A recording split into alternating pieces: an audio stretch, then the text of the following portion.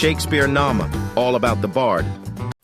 Merchant of Venice जब हम play की बात करते हैं तो बहुत ढेर सारी चीज़ें हमारे माइंड में आनी चाहिए, क्योंकि ये जो ऐसा प्ले है बहुत ही कंट्रोवर्शियल प्ले माना जाता है। It is regarded one of the most controversial plays of William Shakespeare. ये बहुत ही कंट्रोवर्शियल प्ले है और इसके कुछ रीजंस हैं। Can anyone tell about what is the controversy regarding the play? अच्छा चलिए, मैं शुरू में आप सोचोगे आते ही सब पूछने लगे ठीक है, कोई बात नहीं। Why it is regarded one of the most controversial plays? Because you know that this is the first play of Shakespeare, you can say yes, one of the first plays, where he has talked first off about anti-Semitism. ये anti-Semitism एक term है, anti-Semitism आप सभी जो है note कर सकते हैं। anti-Semitism किसी को मालूम है what does it mean? anti-Semitism, हाँ मतलब कुछ चीजें ऐसी हैं जैसे जूज के साथ प्रिजुडाइज हो जाना है ना, उनके साथ गलत व्यवहार करना, इसको एंटी सेमिटिज्म बोलते हैं। तो याद रखना, कल आपके एग्जाम में एक क्वेश्चन पूछा जा सकता है कि कौन सा प्ले जो है एंटी सेमिटिज्म के थीम पे है। ठीक है, तो एंटी सेमिटिज्म एक बहुत महत्वपूर्ण बात है, यहाँ पे ये ध्यान देना है। तो एंटी सेमिटिज्म क्या है? ये होस्टैलिटी है, प्रिजुडाइस है, डिस्क्रिमिनेशन है। किसके खिलाफ? ज्यूज के खिलाफ। तो ज्यू के खिलाफ जो आप होस्टैलिटी पाते हैं, ठीक है, उसी के लिए एक टर्म दे दिया गया है। और चूंकि ये टर्म, कोई टर्म कब बनता है इतिहास में, कोई टर्म कोई नई चीज कब आती है? जब वो बार बार रिपीट होता है, कोई एक घटना बार बार रिपीट होती है तो फिर उसके लिए टर्म बन जाता है ना। तो इसीलिए जो है ये टर्म दिया गया एंटी सेमिटिज्म, और ये स्पेशली किस लिए है? जो हॉस्टिलिटी, प्रिजुडाइस, डिस्क्रिमिनेशन अगेंस्ट जूज के खिलाफ हो रहा था उसके लिए है। तो ये बात क्लियर है सभी को? बहुत छोटी बात है लेकिन बहुत ही इंपॉर्टेंट बात है। दूसरी बात, ये प्ले जो है ट्रेजी, मतलब अभी तक आप देख रहे हैं कि कॉमेडी, क्योंकि हम ये जानते थे कि इसके पहले जो ग्रीक पैटर्न था, तो ग्रीक पैटर्न क्या कहते हैं, प्लेटो क्या कहते हैं कि भाई या तो कोई ट्रेजेडी है तो पूरी तरह से ट्रेजेडी हो, कॉमेडी है तो पूरी तरह से कॉमेडी हो, है मतलब ये नहीं कि अब ट्रेजेडी में कॉमेडी भी घुसा रहे हैं, कॉमेडी में ट्रेजेडी घुसा, ऐसा नहीं होना चाहिए। और इस चीज को फॉलो किया जितने भी ग्रेट राइटर्स थे, हाँ ठीक है, ग्रीक के और रोम के जो भी ग्रेट राइटर्स थे उन्होंने फॉलो किया। जब उन्होंने ट्रेजेडी लिखा तो उसमें पूरे ट्रेजिक इवेंट्स थे, जब कॉमेडी लिखा तो पूरी तरह से कॉमेडी। ठीक है, और इस बात को फॉलो करने वाले आपके खुद, जब हम बात करते हैं एलिजाबेथन एज की, और जो ड्रामाज लिखे जा रहे थे एलिजाबेथन एज के पहले, ठीक है, जो ड्रामाज का जो है बिगिनिंग होता है, तो आप पढ़ते हैं ना सबसे पहला होरेक्स पोरेक्स, ट्रेजेडी ऑफ होरेक्स पोरेक्स, या फिर उसके क्या बोलते हैं, गार्बाडक, जो फर्स्ट ट्रेजेडी आती है। ठीक है, तो वो भी क्या है, पूरी तरह से जो है वो ट्रेजिक सीन्स है, उसमें कहीं पर भी कॉमेडी नहीं है। ठीक है, तो इसी तरह जो कॉमेडी लिखी जाती है उसमें कॉमेडी है। लेकिन जब विलियम शेक्सपियर के ठीक पहले जो कि यूनिवर्सिटी विट्स थे, तो उन्होंने भी जब लिखे तो उन्होंने ट्रेजेडी को ट्रेजेडी की तरह लिखा और कॉमेडी को कॉमेडी की तरह। जैसे आपके सबसे बड़े राइटर जिसका हम एग्जाम्पल दे सकते हैं, क्रिस्टोफर मार्लो, इनको तो आप लोग भूल ही नहीं सकते। और जब भी शेक्सपियर की बात करें तो क्रिस्टोफर मार्लो साहब को आप भूल नहीं सकते। तो क्रिस्टोफर मार्लो साहब को हम किस रूप में जानते हैं? सबसे पहली चीज कि ये बहुत बड़े राइटर थे और ये यूनिवर्सिटी वीट्स के एक सदस्य थे, या कह सकते हैं आप उनके वे लीडर थे। ठीक है, अब इन्होंने अपने जो भी प्लेज लिखे हैं, सारे प्लेज क्या लिखे हैं? ट्रेजेडीज। तो इनसे रिलेटेड एक बड़ी बात, चूंकि अब आप सभी लोग थोड़ा बड़े लेवल की तैयारी करने वाले हैं कुछ समय बाद, तो आप जानिए कि इन्होंने जितने भी प्लेज लिखे, सारे प्लेज को हम ट्रेजेडीज बोलते हैं। ठीक है, क्योंकि इन्होंने केवल ट्रेजेडी लिखे थे। और इन्होंने एक बहुत ही फेमस ट्रेजेडी लिखा था, कोई नाम बता सकता है जिसका थीम भी एंटी सेमिटिज्म है? बोलो, ऑफ माल्टा। तो ये जो है इन्होंने लिखा था, और ये कब आया था? एनीवन? 1589।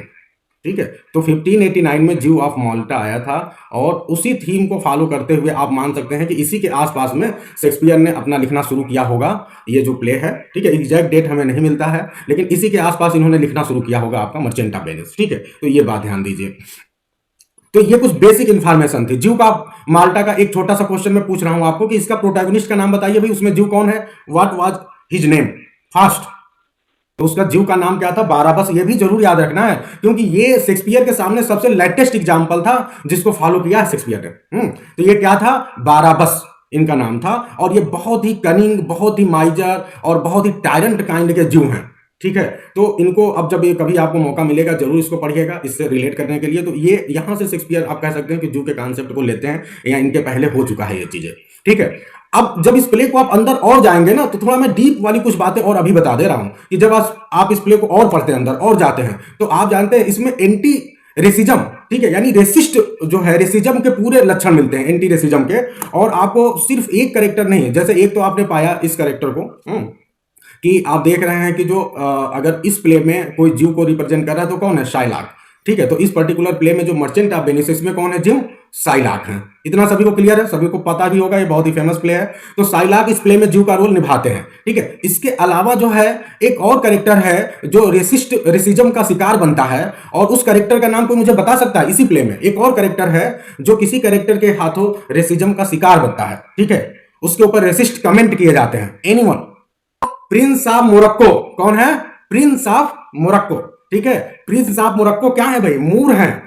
अब आप लोग इसको ओथेलो से जोड़िए। ओथेलो में भी कौन है? ओथेलो मूर हैं। तो ये जो प्रिंस ऑफ मोरक्को हैं, आप सभी को पता होना चाहिए मोरक्को किस कंट्री के मतलब किस कंटिनेंट के अंतर्गत आता है? तो अफ्रीकन कंटिनेंट के अंतर्गत आता है। और ये वहां से आए हुए हैं पोर्सिया से शादी करने के लिए, क्योंकि पोर्सिया बहुत ही खूबसूरत है, इनके चर्चे पूरी दुनिया में है और स्वयंवर चल रहा है पोर्सिया का। तो शादी करने के लिए दूर दूर से राजा लोग और उनके पुत्र लोग, प्रिंस लोग आ रहे हैं। तो प्रिंस ऑफ मोरक्को भी आते हैं, लेकिन पोर्सिया उनको देख के और उनके नाम से ही हेट करने लगती है, क्योंकि ये पूरी तरह से ब्लैक हैं, जैसे ओथेलो ब्लैक होते हैं, ठीक है। तो पोर्सिया ये बनाती है, भगवान से दुआ करती कि काश ये गलती से भी वो वाला कैस्केट न चुन ले जिसमें मेरा फोटो है, नहीं तो इस ब्लैक आदमी से मेरी शादी हो जाएगी। तो यहाँ पे जो रेसिज्म का शिकार ये भी है प्रिंस ऑफ मोरक्को। क्लियर है बात? जो प्ले का फॉर्म है कि जैसे ट्रेजेडी और कॉमेडी को मिक्स कर दिया गया, तो इसलिए इस प्ले कैसा है, इसको हम बोलेंगे ट्रेजिक कॉमेडी, ठीक है। तो शेक्सपियर ने एक नया काइंड लाया, ट्रेजिक कॉमेडी। ये शेक्सपियर के पहले नहीं चल रहा था, तो इसलिए जो है ये प्ले एक नए फॉर्म में है। साथ ही साथ इस प्ले को कई बार प्रॉब्लम प्लेज की भी कैटेगरीज में रखते हैं, जैसे मेजर फॉर मेजर है और कुछ प्लेज हैं जो शेक्सपियर के प्रॉब्लम प्लेज कहलाते हैं, तो उस कैटेगरी में भी इसको रखा जाता है। तो ये ढेर सारी कुछ बेसिक इंफॉर्मेशन थी इस प्ले से रिलेटेड। उम्मीद है कि आप सभी को अच्छा लगा होगा और ये समझ में आया होगा। अब जब हम इस प्ले की बात करते हैं, तो आज हमारी कोशिश है कि इस प्ले को हम एक्ट वाइज, सीन वाइज आप सभी को थोड़ा सा जानकारी दे दें, ताकि आप फिर अब कभी ना भूलो और जो महत्वपूर्ण क्वेश्चन एग्जाम में आने वाले हैं उन्हें आप कर सको। अच्छा, जैसे पब्लिकेशन डेट वगैरह है, ये सब आप लोग पढ़ लेना, ये कोई बड़ी बात नहीं है, नोट्स में आपको मिला हुआ है। और साथ ही साथ जो है आपको मैंने एक और नोट्स भेजा है, वहां भी है। फिलहाल कुछ बेसिक इंफॉर्मेशन यदि चूंकि आप लोगों ने पढ़ा है तो बता सकते हैं कि सबसे पहले ये प्रिंट कब होता है। तो जो बुक्स हैं उसमें लिखा है 1600 का एक क्वार्टो आया था, एक क्वार्टो एडिशन आया था, ठीक है। उसमें यह सबसे पहले पब्लिश हुआ था 1600 में। फिर उसके बाद से 1619 में एक प्रिंटिंग होती है, उसमें भी ये रहता है। और फिर सबसे लास्ट में जो है 1623 में जो फर्स्ट फोलियो आ रहा है शेक्सपियर का, वहां ये पब्लिश होता है, ठीक है। तो बस ये तीन चीजें ध्यान रखना। 1600 में क्वार्टो एडिशन में आता है, 1619 में प्रिंटिंग फॉर्म में, और फिर 1623 में ये फर्स्ट फोलियो एडिशन में आता है। और एडिशन से रिलेटेड चीजें जो है बहुत ज्यादा इंपॉर्टेंट नहीं है, तो बस इतना ध्यान रखना कि अगर एग्जाम में पूछता है तो फर्स्ट फोलियो के रूप में आया, बस इतना जानना है और इससे ज्यादा जानने की जरूरत नहीं है। बाकी चीजें जो है इन्फॉर्मेशन आपको मिलती रहेगी, ग्रुप में है PDF, उसको पढ़ लीजिएगा। अब हम थोड़ा सा डीप आते हैं कुछ उन चीजों पे जो चीजें आपने, चूंकि एक क्लास हो चुकी है तो हम उसको पढ़ते हैं जो आपने नहीं पढ़ा है, और हम एक्ट वाइज, सीन वाइज आपके लिए लेके आए हैं। तो सबसे पहला, अब देखिए ये थोड़ा सा आपको बहुत ही ज्यादा एनर्जेटिक होना पड़ेगा इस चीज को समझने के लिए, क्योंकि जब मैं खुद पढ़ रहा था तो मुझे भी बोरिंग हो रही थी, ठीक है। और लेकिन अगर एक्ट वाइज, सीन वाइज पढ़ना है तो फिर आपको पूरा इंटरेस्ट दिखाना पड़ेगा और चीजों को समझना पड़ेगा, तब जाके हो पाएगा, ठीक है। तो आप सभी भाई रेडी हैं एक्ट वाइज, सीन वाइज देखने के लिए? और ये मैंने बहुत अच्छा टेक्स्ट आपके लिए सेलेक्ट करके लाया हूं, बीच बीच में ढेर सारे कोटेशन भी हैं इस टेक्स्ट में, तो आपको मजा आएगा। बस एक सेकंड। तो भाई सबसे पहले हम देखते हैं कि सबसे पहले हमारी मुलाकात, जब सबसे पहला एक्ट 1 सीन 1 आता है तो हमारी मुलाकात किससे होती है? एंटोनियो साहब से। और एंटोनियो अपने दो मित्रों के साथ हैं, सलेरियो और सोलानियो, ये दो मित्र इनके साथ में हैं। और ये लोग आपस में कुछ चीजों पे बात कर रहे हैं। एंटोनियो साहब, सबसे पहली तो बात आप समझिए कि वो एक मर्चेंट है, जैसे प्ले का नाम है मर्चेंट ऑफ वेनिस। तो जो मर्चेंट ऑफ वेनिस नाम है, कई बार लोग कहते हैं कि ये मर्चेंट कौन है, क्योंकि दो मर्चेंट है इस प्ले में, एक तो शाइलाक है और दूसरा एंटोनियो है। अब दो मर्चेंट हो गए इस प्ले में, एक तो शाइलाक खुद है और दूसरे कौन है? एंटोनियो है। तो अब आपको कंफ्यूजन हो सकता है कि भाई कौन वाला है, एनीवन। तो ये ध्यान रखना कि वो एंटोनियो के लिए है, ये सबसे पहली महत्वपूर्ण बात। अब दूसरा, एंटोनियो साहब हमारे बहुत ही मेलंकलिक एक शब्द है, मेलंकलिक एक वर्ड है।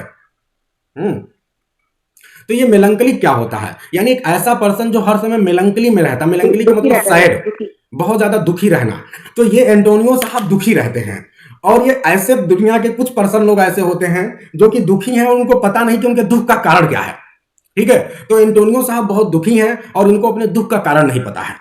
अब इनके दोस्त लोग तरह तरह के कारण बताने की कोशिश करते हैं, लेकिन ये किसी भी कारण से सेटिस्फाई नहीं होते हैं। जैसे इनके दोस्त जो हैं वो क्या बता रहे हैं? सबसे पहला तो इनका दोस्त ये बता रहा है कि शायद आप इसलिए दुखी हैं क्योंकि आपका जो शिप जो है वो जो है अभी समुद्र में है, और अब वो आएगा, क्या होगा, कब तक आएगा, इस बात को लेकर आप दुखी होंगे। तो अब जब शिप की बात आ गई है तो एक छोटा सा यहां बात समझ लें कि जो एंटोनियो साहब हैं, तो अब जो है, जो एंटोनियो साहब हैं, ये समझिए कि ये बहुत बड़े मर्चेंट हैं और इन्होंने एक बहुत बड़ा रिस्क लिया है अपने लाइफ का। कोई बता सकता है क्या रिस्क लिया एंटोनियो साहब ने अभी? नहीं, रिस्क ये है कि इन्होंने अपनी जिंदगी में जितना पैसा कमाया है उस सारे पैसे को लगा दिया है कि सारे पैसे का ऑर्डर कर दिया सामान, ठीक है, ढेर सारे मर्चेंडाइज आइटम्स जितने भी चीजें, चूंकि ये मर्चेंट हैं तो इन्होंने क्या किया है कि पूरा पैसा लगा दिया। जब शिप जा रहा था तो पूरा पैसे के इन्होंने सामान मंगा लिए हैं, तो अब इनके पास कोई भी पैसे नहीं है, बहुत मतलब सारे पैसे लगभग इन्होंने दे दिए हैं कि सारा का सामान आ जाएगा। और जब इन्होंने बहुत ज्यादा ऑर्डर कर दिया है तो कई शिप भर भर के 4-5 शिप भर के इनके सामान आने वाले हैं। तो अब जो है ये इस बात को लेकर दुखी हैं कि चूंकि आप सभी को पता है कि समुद्र से इनका सामान आना है शिप में, और अगर कहीं समुद्री तूफान आ गया या कोई और दिक्कत हो गया, और उस समय ये आम बात थी, या जो डकैट्स हैं उन्होंने अटैक कर दिया शिप पे, तब तो इनका सारा जो है फेट खत्म हो जाएगा, मतलब सारा शिप लुट जाएगा, तो ये खत्म, मर्चेंट इतने बड़े मर्चेंट हैं, इनका सारी कहानी खत्म हो जाएगी। तो ये बात कही जा रही है कि शायद इस बात को लेकर ये दुखी हैं। इनके एक मित्र ऐसा कहते हैं, फिर दूसरे मित्र ऐसा कहते हैं कि हो सकता है कि एंटोनियो साहब ने किसी से प्यार नहीं किया है, ठीक है, शायद इनको लव की तलाश है, अगर प्यार इनको मिल जाए तो शायद ये इनका दुख जो है समाप्त हो जाए। तो ये जो है एंटोनियो कहते हैं नहीं, तुम दोनों लोग की बात सही नहीं है, ना तो मुझे अपने शिप की चिंता है और ना ही मुझे प्यार नहीं है, इसकी कोई चिंता है, ठीक है, बल्कि मैं तो समझ नहीं पा रहा हूं कि क्या मेरे चिंता का कारण क्या है, मैं खुद नहीं जानता हूं। तो अब इतनी बात समझ में आ गई है।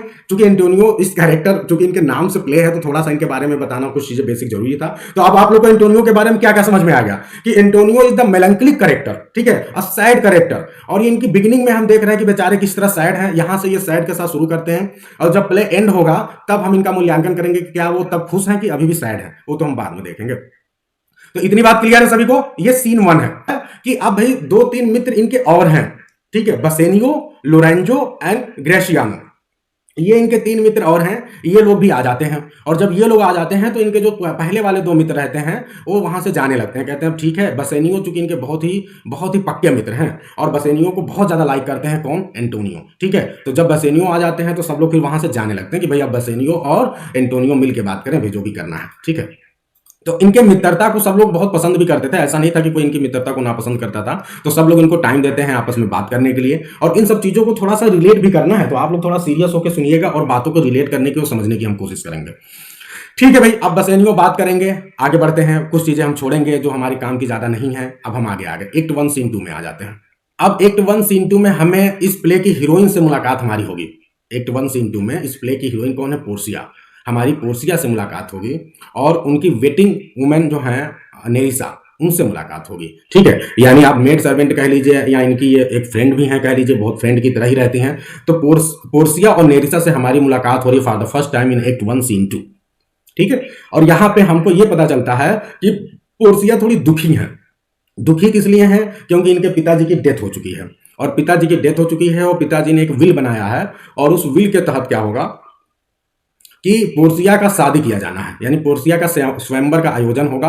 और उस स्वयंवर में क्या होगा कि ढेर जो भी लोग मतलब भाई पोर्सिया से शादी करना चाहता है वो आएगा, और जो कोई भी पोर्सिया को चुन लेगा एक शर्त के मुताबिक, उस शर्त अभी हम बताएंगे, एक शर्त होगी, एक कंडीशन होगी, अगर उस कंडीशन के मुताबिक जो कोई भी जीतेगा उसे क्या होगा, उसे पोर्सिया की पूरी प्रॉपर्टी का वो मालिक बन जाएगा। यानी वो पोर्सिया की जितनी भी प्रॉपर्टी है उसका वो भी बराबर का हिस्सेदार पोर्सिया के साथ बन जाएगा, ठीक है। अब देखो शर्त क्या है, तो शर्त क्या है? 3 कैस्केट है, क्लियर है? 3 कैस्केट है। बताओ भाई कौन कौन मेटल के कैस्केट हैं, जल्दी से।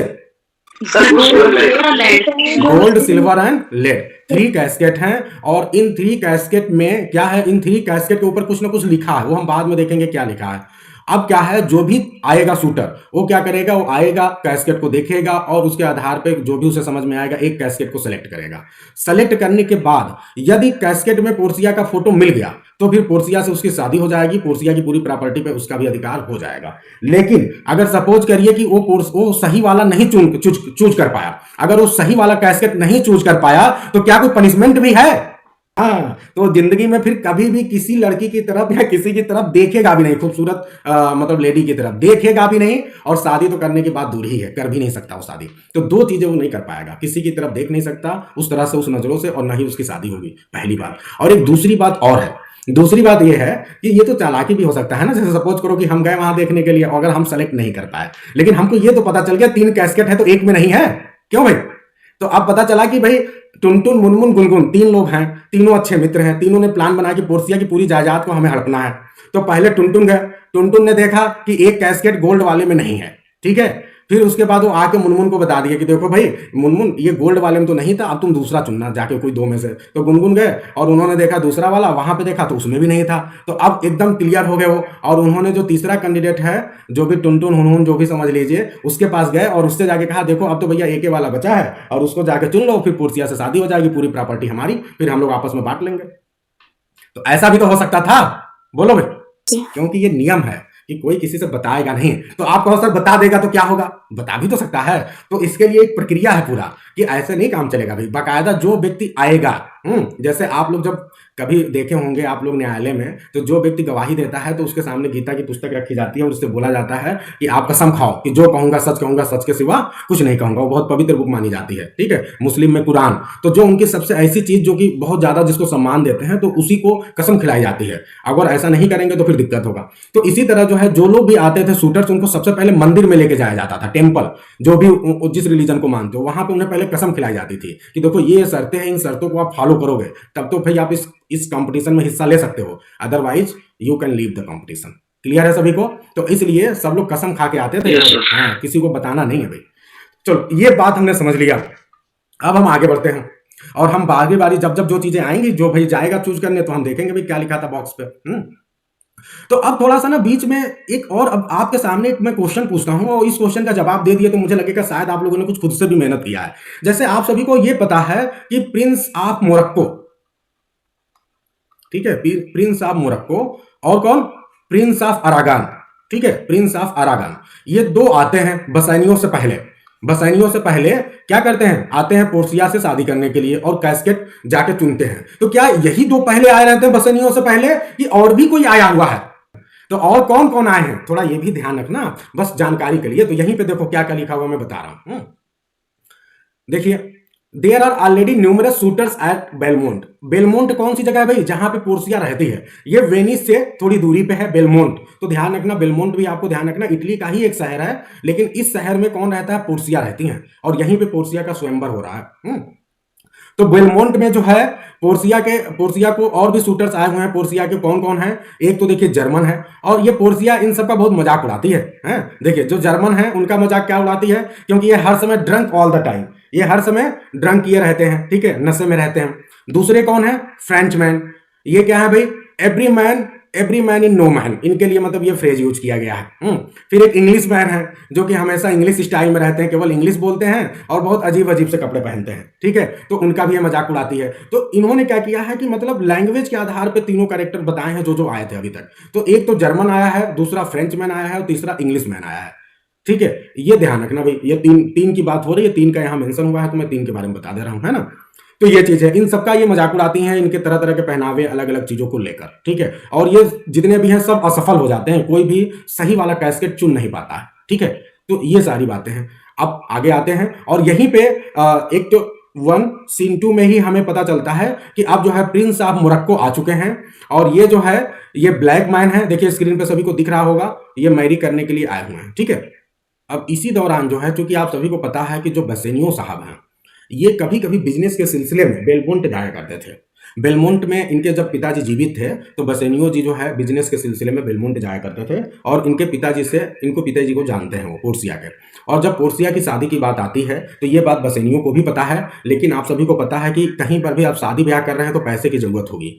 और बेसेनियो जो है बहुत ही एक्स्ट्रावेजेंट पर्सन है, बहुत ही स्पेंड्रिफ्ट पर्सन है, यानी पैसे बहुत ज़्यादा खर्च करते हैं। ये कभी किसी रॉयल फैमिली से रहे हैं, लेकिन आज की डेट में ये बैंकरप्ट है, इनके पास एक भी रुपये नहीं है। और ये क्या करते हैं कि पैसों के लिए पूरी तरह से डिपेंडेंट हैं अपने धनी मित्र रिच फ्रेंड एंटोनियो के ऊपर, और ये केवल जो है बहुत ज्यादा पैसे खर्च करते हैं। और इनके पैसे नहीं इनके पास, लेकिन इनके शान शौकत में कोई कमी नहीं आई है, ठीक है। तो ये साहब जो है, अब जो है ये भी जाना चाहते हैं किसके पास, पोर्सिया के स्वयंवर में पार्टिसिपेट करना चाहते हैं, और उसके लिए इनको पैसे की जरूरत है। तो आप लोग कोई बता सकता है कितने पैसों की जरूरत है इनको भाई? टोटल 3000 ड्यूकेट्स की जरूरत है इनको, इतने रुपयों की जरूरत है। हालांकि ये छोटा मोटा अमाउंट नहीं, ठीक ठाक अमाउंट है। ये अपना पूरे शान शौकत के साथ जाना चाहते हैं, लेकिन अब ये उसी लिए आए हुए हैं बसेनियो के पास। लेकिन अभी तो किसके पास, एंटोनियो के पास। तो आप ये बताओ, एंटोनियो साहब इनको ये 3000 रुपीज दे पाएंगे? एंटोनियो इनका बेस्ट फ्रेंड है, बसेनियो इनका बेस्ट फ्रेंड है, ये क्या अपने दोस्त की मदद नहीं करेंगे? तो ये उधार लेंगे। तो ये कहेंगे काम करो तुम बसेनियो, आप चले जाओ इस शहर के सबसे, ठीक है, अमीर पर्सन और मर्चेंट के पास, साइलाक के पास आप चले जाओ और आप उससे मेरा नाम लेके पैसे मांगना। देखो मैं तो अभी डायरेक्टली जाना नहीं चाहता हूँ क्योंकि मैं उसे बहुत बार उल्टा सीधा बोल चुका हूँ और मार्केट वगैरह में मैं कई बार उसे घुसे ला। देखो ये जो ना एंटोनियो बहुत ही मतलब बहुत ही फ्रैंक पर्सन है। ऐसा पर्सन जो है आप जल्दी पाएंगे नहीं। ये एक्चुअली ना ये थोड़ा सा रिलेशनशिप यहाँ जानना जरूरी है आपको कि ये जो है साइलाक से बहुत ज्यादा हेट करते हैं। अब हेट क्यों करते हैं? कई रीजन है। सबसे बड़ा रीजन तो यही है कि साइलाक ज्यू है, ठीक है, एक रीजन। दूसरा रीजन ये है, कोई बता सकता है और दूसरे रीजन क्या हो सकते हैं? Anyone from the group. हाँ, क्योंकि ये बहुत ज्यादा इंटरेस्ट पे लोगों को पैसे ब्याज पे देते हैं और इंटरेस्ट की सिर्फ बात नहीं है। अगर सपोज तो इसीलिए ये सारा काम जीव ही करते थे। पैसे लेने देने का काम जो है, इंटरेस्ट पे देने का काम जीव ही ज्यादा करते थे, ठीक है। तो अब यहाँ पे एक बात ध्यान देने वाली है कि ये तो पैसे ज्यादा लेता ही था, लेकिन सपोज करिए कि आप पैसे टाइम से नहीं दे पाए तो जो साइलाक जो है ये बहुत जल्दी एक्शन ले लेता था। यानी ये तुरंत पुलिस को बुला देगा, आपके खिलाफ कानूनी कार्रवाई करवा देगा और जितनी भी आपकी प्रॉपर्टी है उसको जब्त कर लेगा।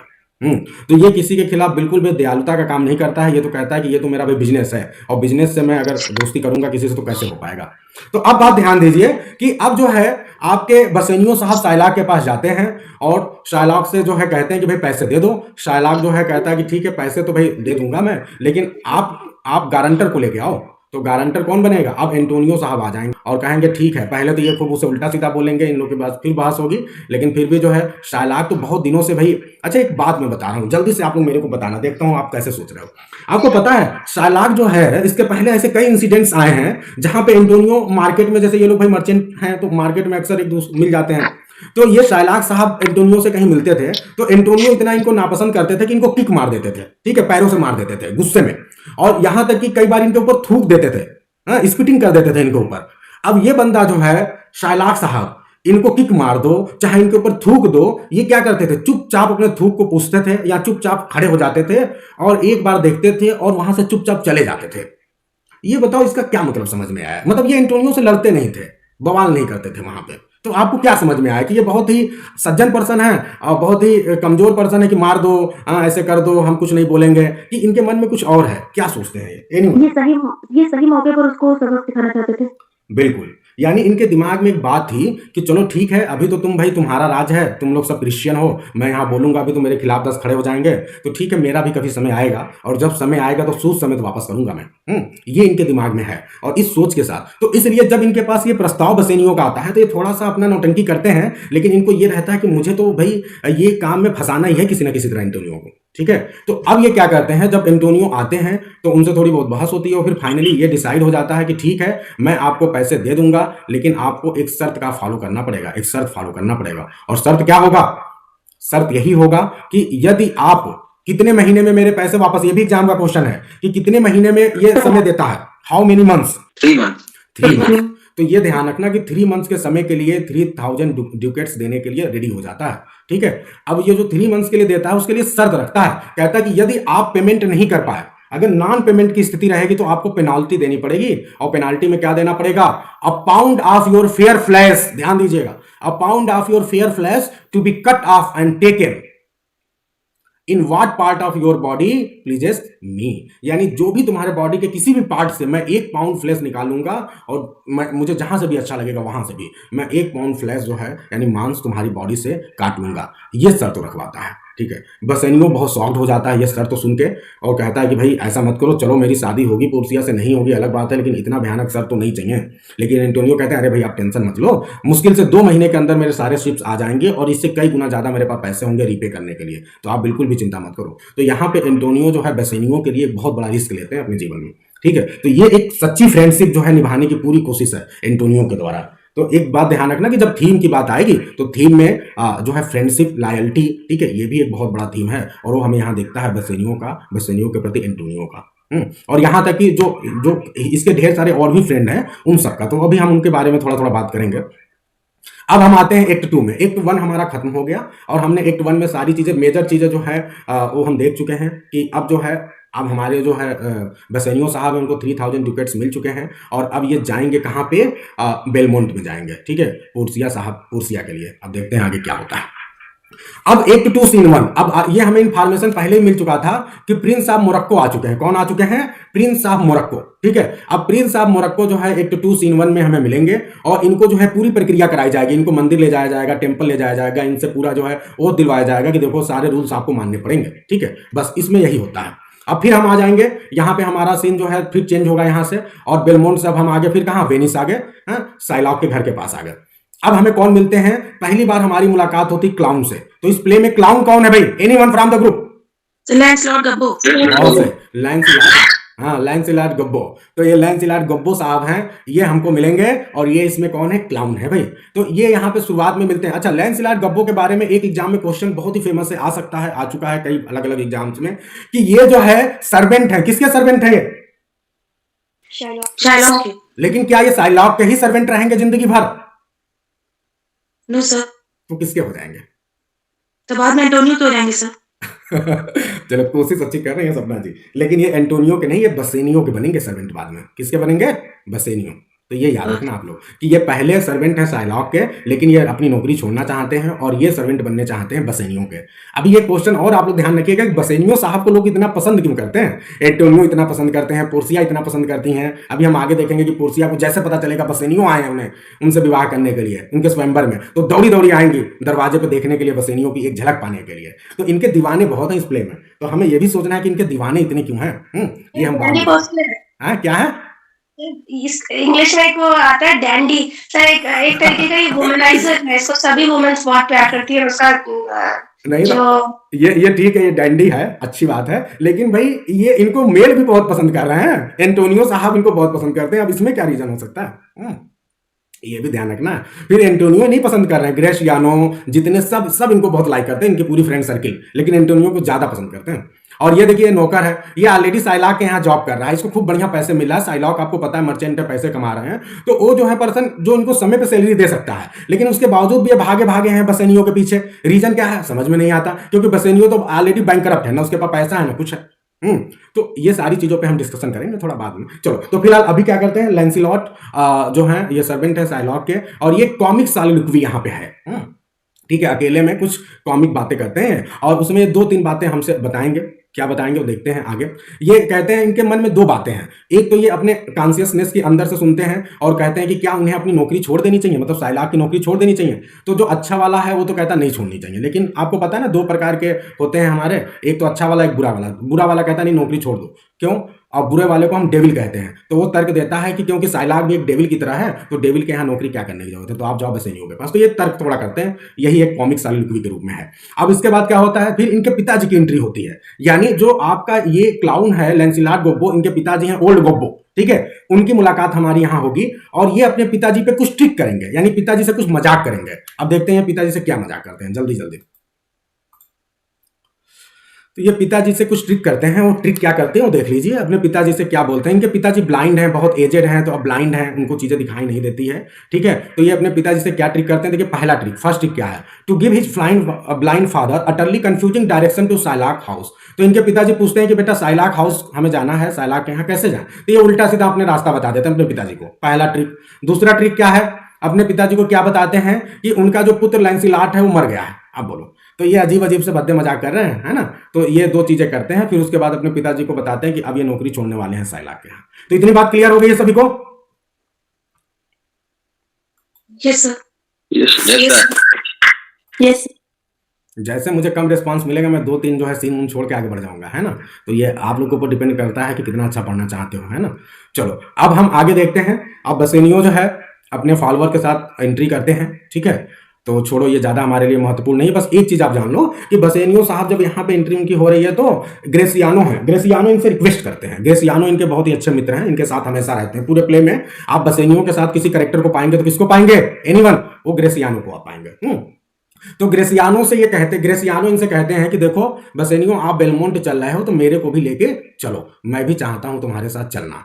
तो ये पता है बसेनियो साहब बहुत ही सिविलाइज्ड, बहुत ही अच्छे तरीके से जिंदगी जीते हैं और अच्छे से रहते हैं। तो कहते हैं देखो अगर तुमको मेरे साथ चलना है तो तुमको अपने वाइल्ड बिहेवियर को छोड़ना पड़ेगा, यानी बहुत ही तुम सामान्य तरीके से वहां बिहेव करोगे। ठीक है, बहुत अच्छे से सज्जन पुरुष की तरह वहां रहोगे। तो वो एग्री हो जाता है, कहता ठीक है भाई कोई दिक्कत नहीं, मैं तुम जैसा कहोगे वैसा करूंगा, बस मेरे को अपने साथ लेके चलो।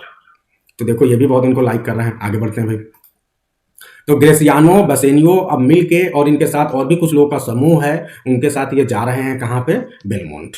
ठीक है, अब बीच में हमें प्ले की दूसरी हीरोइन, या आप कह सकते हैं कि सब प्लाट कह सकते हैं कि दूसरा भी एक छोटा सा प्लाट आप कह सकते हो है, और वो कौन से कैरेक्टर का है, वो दूसरे कैरेक्टर का है जिसका नाम है जेसिका।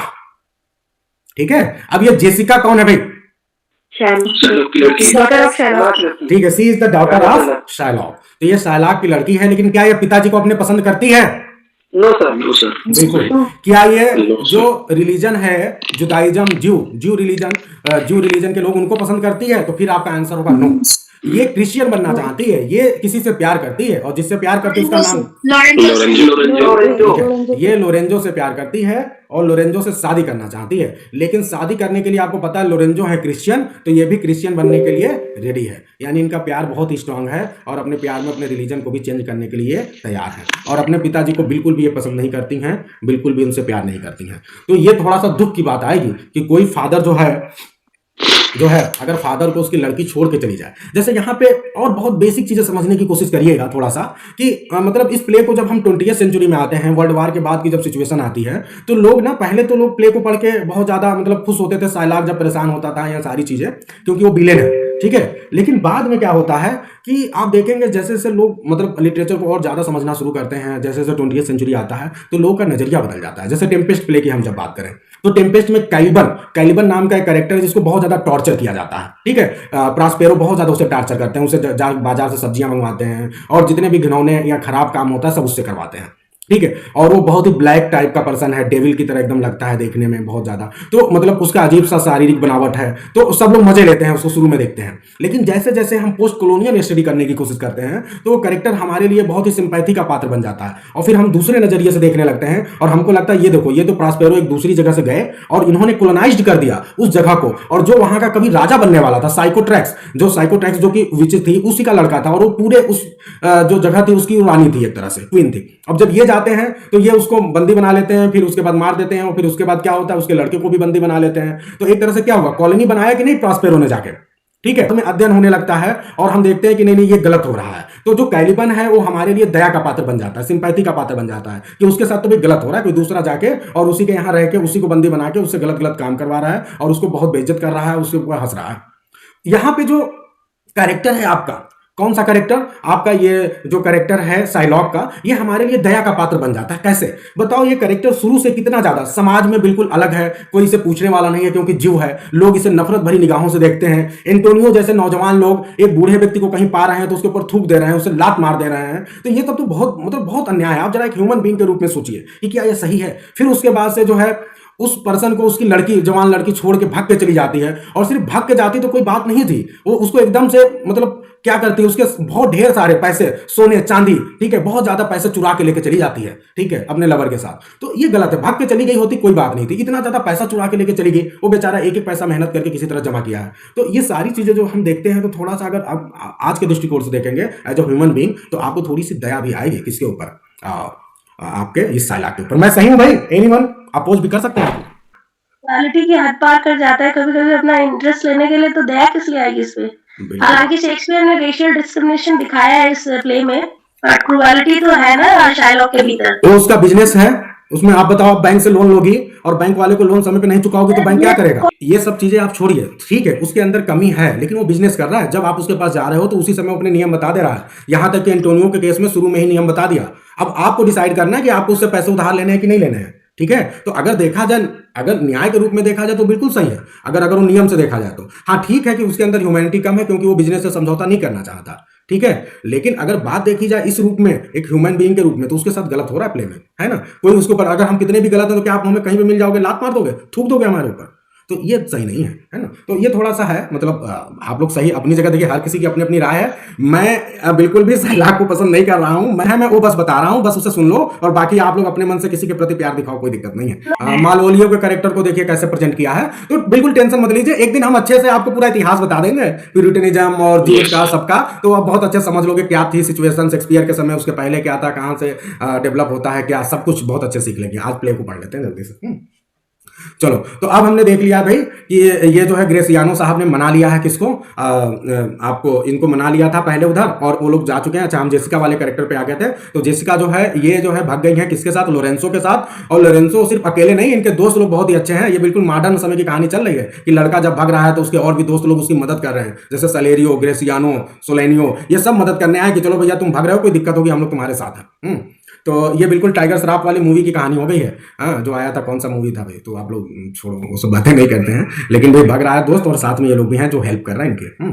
चलो, और सब मिल के करप्ट हैं, सब नए नए हैं। चलो, पैसा चुरा लो बाप का, सब ले लो, कोई दिक्कत नहीं है। तो ठीक है, एक सेकंड चार्जिंग कर। तो अब भाई आगे बढ़ते हैं और सीन आगे शिफ्ट होगा। बहुत सी चीजें हैं छोटी छोटी, ये सब छोड़ देते हैं। बस ये समझ लो कि अब ये भाग चुकी है जेसिका अपने घर से। और जेसिका भागते भागते क्या बोलती है ये देख लो थोड़ा। जेसिका भी क्या बोल रही है भागते भागते अपने घर से, farewell, I have a father, you a daughter lost. यानी ये बोल के जाते हैं कि ठीक है, फेयरवेल पिताजी, चाहे वो सामने नहीं है, अब मैंने अपने पिता को और आपने अपनी बेटी को खो दिया है, अब हमारा आपसे कोई संबंध नहीं, क्योंकि अब ये क्रिश्चियन भी बन जाएंगी ना, तो अब बिल्कुल पूरी तरह से अपने पिता से सारे रिश्ते को खत्म करके जा रहे हैं। आगे बढ़ते हैं। ठीक है, अब ये सब जो है बीच में आएंगे ग्रेसियानो, सेलेरियो, फिर एंटोनियो से बात करेंगे, ये सब चीजें चलता रहेगा, सब छोड़ते हैं। ठीक है, और आगे हम बढ़ते हैं। अब हम पोर्सिया पे बेलमोंट चलते हैं। बेलमोंट में स्वयंवर हो रहा है, सभी को याद है ना, हम बार बार बेलमोंट जाएंगे। हाँ, बेलमोंट हम आ गए। अब बेलमोंट में आप सभी को पता है कि कई लोग आके पोर्सिया के जो सिस्टम है, जो स्वयंवर का पूरा नियम है कंडीशन के हिसाब से, तो इसके पहले प्रिंस ऑफ मोरक्को आए थे और प्रिंस ऑफ मोरक्को की खबर मिल चुकी थी। अभी इसके पहले वो मंदिर में जाके पूरा शपथ वपथ ले चुके हैं कि अब हम भैया ये करेंगे, किसी को बताएंगे नहीं, और सारी जो भी रूल्स को मानने के लिए तैयार हूं। अब प्रिंस ऑफ मोरक्को जो है यहाँ चुनेंगे, यानी कैस्केड सीन चल रहा है। अब देखते हैं इसमें क्या होता है, तो इसको थोड़ा अच्छे से पढ़ लेते हैं। देखिए, Portia brings in the prince of Morocco to make his choice of casket. ये लेके आती है प्रिंस ऑफ मोरक्को की, भाई ठीक है कैस्केट में से चॉइस करो। He ask how he will know if he has chosen the right one, and Portia tells him that it will contain her picture. तो पूछते हैं भैया मुझे कैसे पता चलेगा, तुम लोग मेरे साथ धोखा भी तो कर सकते हो कि भाई मैं सही वाला चुनूं, कह दो नहीं भी गलत चुनो। तो कहती है कि देखो जब आप सही वाला ढूंढोगे तो उसमें मेरा फोटो मिलेगा, और मेरे को खुद नहीं पता कि उसमें मेरा फोटो है। तो the Prince studies the inscription of the casket. Casket के हर कैस्केट के ऊपर कुछ लिखा हुआ है। ही चूजेज द गोल्ड, वो गोल्ड वाला चुनता है। और गोल्ड वाले पे क्या लिखा है भाई देख लो, who chooses me shall gain what many men desire. तो अगर कोई मुझे चुनता है तो उसे वह मिलेगा जो बहुत से लोग डिजायर करते हैं। अब ये अपना रीजनिंग लगाते हैं। His reasoning is that both Portia and himself are so beautiful and good that they can only be represented by gold. तो ये सोचते हैं कि पोर्सिया भी गोल्ड है, गोल्ड की तरह है, और मैं भी एकदम गोल्ड की तरह हूँ। यार मेरे पास इतनी क्वालिटीज है, मैं प्रिंस हूँ, तो हम लोग एक दूसरे को, हम लोग गोल्ड के द्वारा रिप्रेजेंट हो सकते हैं। ठीक है, और बिल्कुल हम इतने बड़े राजा के लड़के हैं, तो हम बिल्कुल डिजायर कर सकते हैं पोर्सिया के लिए, तो मेरे लिए गोल्ड कैस्केट सही होगा। और जब ये गोल्ड कैस्केट को खोलते हैं तो उनको एक पेपर वहां मिलता है, और पेपर पे क्या लिखा होता है, all that glitters is not gold. बहुत ही फेमस कहावत है ये। तो ये वहां पे लिखा हुआ था। तो ये ठीक है, तो मोरक्को अब वहां से फिर चले जाते हैं, क्योंकि अब तो वो पोर्सिया को दोबारा देख नहीं पाएंगे और न ही किसी से वो शादी कर पाएंगे। और पोर्सिया बहुत खुश होती है क्योंकि उनको एक ब्लैक पर्सन से मुक्ति मिल गई। क्लियर है सभी को? आगे बढ़ते हैं, कुछ सीन छोड़ते हैं जहां पे बहुत काम की चीजें नहीं है। अब हम अगले आते हैं जो दूसरे शूटर हैं बसेनियों के ठीक पहले। अब दूसरे कहना अच्छा नहीं होगा, हम इनको बोलेंगे सेकेंड लास्ट। ठीक है, तो हमने क्या देखा, फर्स्ट लास्ट, थर्ड लास्ट कौन थे, प्रिंस ऑफ, बोलो भाई, prince of Morocco, prince of Aragon. ये देखो, और देखो ये ट्रेन शब्द आपको बहुत मिलेगा। जब आप किंग लियर पढ़ रहे थे ना, तो वहां भी King Lear with his train. तो ये ट्रेन का मतलब क्या है, ट्रेन चलता था उस समय। ये ट्रेन का मतलब क्या है ट्रेन का मतलब है ग्रुप, अपने समूह के साथ। ठीक है, तो ये चूंकि भाई राजा के लड़के हैं तो आएंगे तो अकेले थोड़े ना आएंगे। आप लोग अगर बाहुबली मूवी देखे हो तो आप सभी को याद हो कि बाहुबली मूवी में जब क्या होता है कि उसके लिए रिश्ता भेजा जाता है तो कितने ढेर सारे अटेंडेंट जाते हैं, फिर ढेर सारी थालियां लेके सोने चांदी उसमें भरे होते हैं। ठीक है, तो भाई अकेले थोड़े जाएंगे, ये राजा के भी लड़के हैं तो पूरे समूह के साथ चलेंगे। The Prince of Aragon, hoping to win the hand of Portia, comes to make his choice of caskets. He has already taken his oath to abide by the rule. देखो सब ओथ ले रहे हैं, ऐसा नहीं है बिना नियम बिना ओथ के कोई नहीं आएगा। ठीक है, तो ओथ पहले ही ले चुके हैं। Never to reveal what casket he choose, oath में क्या है क्लियर है। If he is wrong, if he chooses wrong, he to leave immediately and never woo maid in a marriage. तो ये ओथ है, दो ओथ आप सभी ने देख लिया, एकदम क्लियर है कि किसी से बताएंगे नहीं और फिर कभी किसी से शादी करने के बारे में सोचेंगे नहीं। अब देखिए, अब कैस्केट सीन पे आ गए। He thinks about each of the caskets and rejects the one of lead which says, अब देखो ये लेड वाले को छोड़ देते हैं। अब लेड वाले पे क्या लिखा था वो अभी जान लो। Who chooses हु चूजेस्ट, जो भी ले पढ़ लो, me must give and hazard all he hath, यानी अगर कोई मुझे चुनता है तो फिर क्या होगा, उसे जितने भी प्रकार के कष्ट हैं उसे सब मिल सकते हैं, यानी ये भी हो सकता है कि उसे जो है उसके पास वो सब खो देगा। Because he does not want to counted among the fool multitude, वो फूल नहीं बनना चाहता था, ठीक है, फूल्स की कैटेगरी में नहीं आना चाहता था। ही also reject the golden casket, वो गोल्डन कैस्केट को रिजेक्ट कर देता है और इनको भी रिजेक्ट कर देता है, और फाइनली कहां जाता है, सिल्वर वाले पे। Who chooses me shall gain what many men desire, और इस पे क्या लिखा था, गोल्ड वाले पे तो आप पहले ही देख चुके हैं कि इस पे ये लिखा था, ये सब याद कर लेना थोड़ा सा भाई, कम से कम किस पे क्या लिखा है, क्योंकि क्वेश्चन अगर थोड़ा डिफिकल्ट है तो ये भी आ सकता है। तो जो मुझे चुनता है, ठीक है, उसे वो मिलेगा जो सोचता है। He approves the inscription of the silver casket, और फाइनली वो गोल्ड वाले को भी छोड़ देता है, वो सिल्वर पे आता है। सिल्वर पे क्या लिखा है, who chooses me shall get as much as he deserves. अब इस लाइन को ध्यान दो, यानी सिल्वर वाले पे लिखा है कि जो मुझे चुनेगा उसे उतना ही मिलेगा जितना वो डिजर्व करता है। और जब इन्होंने ये पढ़ा तो इन्हें बहुत अच्छा लगा, कहा कि देखो मैं तो डिजर्व करता हूं, मैं प्रिंस ऑफ अरागान हूं और मैं डिजर्व करता हूं पोर्सिया मेरी पत्नी बने, मेरी रानी बने, और इसलिए जो है मेरे लिए यही सही है। And chooses it because he believes he is deserving, and what he finds inside is a fools head, और उसके अंदर उसे फूल्स का हेड मिलता है, फूल का हेड, विद द मैसेज, और मैसेज क्या है कि ही हिमसेल्फ इज अ फूल, कि वो खुद एक मूर्ख है। तो following the rules of the game he leaves immediately as soon as the prince of Aragon is gone. अब देखना भाई, अब आप सभी को पता है बेसेनियो साहब चल चुके हैं, तो क्या बेसेनियो साहब आ चुके हैं? बिल्कुल, अब बेसेनियो साहब लगभग आ चुके हैं, और इनके आने की खबर जो है, a messenger arrives with the news that a new suitor has arrived heralded by a striking handsome young man from Venice, और बहुत striking handsome young man Venice से आए हैं भाई न्यू शूटर के रूप में। पोर्सिया समझ जाती है कि ये कोई और नहीं है, क्योंकि ये बेसेनियो है शायद, और नेरिसा तो बिल्कुल 100% समझ जाती है, ठीक है। तो अब भाई अभी तक जितने आए थे उन सबका उम्र, जैसे इनके बारे में बोला जाता है कि इनकी उम्र बहुत ज्यादा थी, प्रिंस ऑफ अरागान, फिर उसके बाद वो तो ब्लैक पर्सन थे, तो अब जाके कोई बढ़िया वर आया है, इसके पहले भी आए होंगे पता नहीं, लेकिन बेसेनियो साहब का इंतजार भाई पोर्सिया को भी था, और पोर्सिया बेसेनियो एक दूसरे को जानते थे, हालांकि कभी बातचीत इनकी हुई नहीं, लेकिन ये पिताजी के सब मिलने जाते थे तो उस दौरान इन्होंने देखा था पोर्सिया को। तो आगे बढ़ते हैं। अब देखिए, ये सेलोनियो और सेलेरियो, इनकी बातचीत का कोई मतलब नहीं है अभी हमारे प्ले में, ये बस साइलाक से मिलते हैं और साइलाक से पूछने की कोशिश करते हैं कि भाई मतलब आप क्या एक्शन लेंगे, चूंकि शिप तो आ नहीं रहा है, मतलब उसके मन की बात जानने की कोशिश करते हैं। अब एंटोनियो वाले मैटर पे आ जाते हैं कि भाई एंटोनियो का शिप नहीं आ रहा है तो आप क्या करोगे, अंदर की बात जानने की कोशिश करते हैं, और यहीं पे वो जो है बिल्कुल गुस्सा के बोलते हैं। तो ये सीन थोड़ा हमारे लिए इंपॉर्टेंट है, एक इसमें स्टेटमेंट है, 1 3 सीन 1, ये थोड़ा सा आप लोग याद कर लीजिएगा। इसमें एक स्टेटमेंट है, बहुत ही फेमस स्टेटमेंट, वो मैं आपको पढ़ के बता रहा हूं।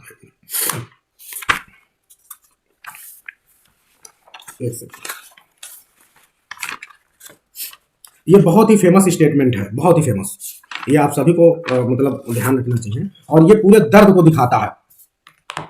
जब ये अलग अलग बातें करते हैं, ठीक है, सेलेनियो और सोलेरियो, ठीक है, तो यहां पे साइलाक का गुस्सा फूट पड़ता है, और ये क्या बात बोलते हैं, और ये गुस्से में एक चीज को और लेके हैं, क्योंकि इनकी बेटी इलोप कर चुकी है, भाग चुकी है, तो इन्होंने किसी को भेजा भी है कि जाओ मेरी बेटी के बारे में पता करो कहाँ है वो, है ना।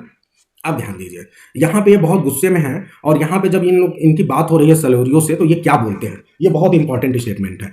ये कहते हैं कि हैथ नॉट अ ज्यू आइज, ध्यान रखना ये स्टेटमेंट भी आता है, सिर्फ इतनी लाइन भी दे देगा किसने बोला है, किस सीन में बोला है, तो 1 3 सीन 1, हैथ नॉट अ ज्यू आइज, क्या ज्यू की आंखें नहीं होती हैं, ध्यान दो।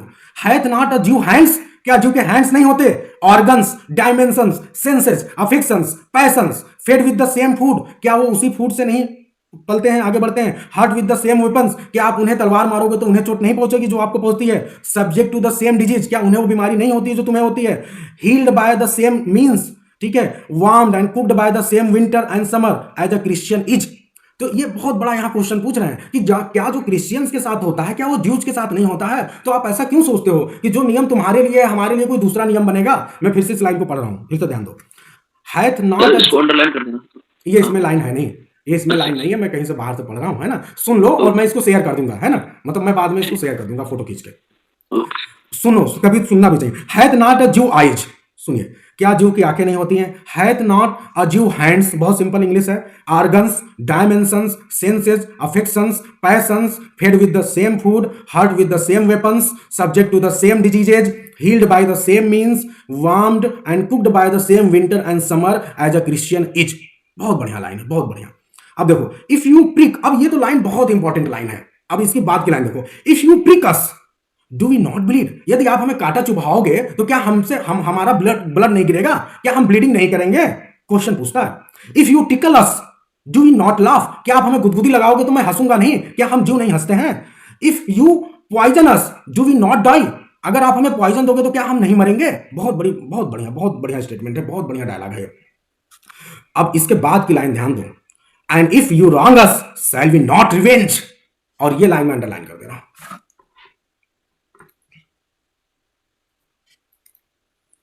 देखो यहां पे क्या बोल रहा है, ये लाइन देख लो भाई, इफ यू प्रिक अस, जब आप हमें प्रिक करोगे तो क्या हम ब्लीड नहीं करेंगे? इफ यू टिकल अस, सभी को दिख रहा है स्क्रीन पे? Yes sir. If you tickle us do you not laugh, हमें गुदगुदाओगे तो क्या हम हंसेंगे नहीं? If you poison us do you not die, अगर आप हमें पॉइजन दोगे तो क्या हम मरेंगे नहीं? क्या दूसरे नक्षत्र से हम आ गए हैं?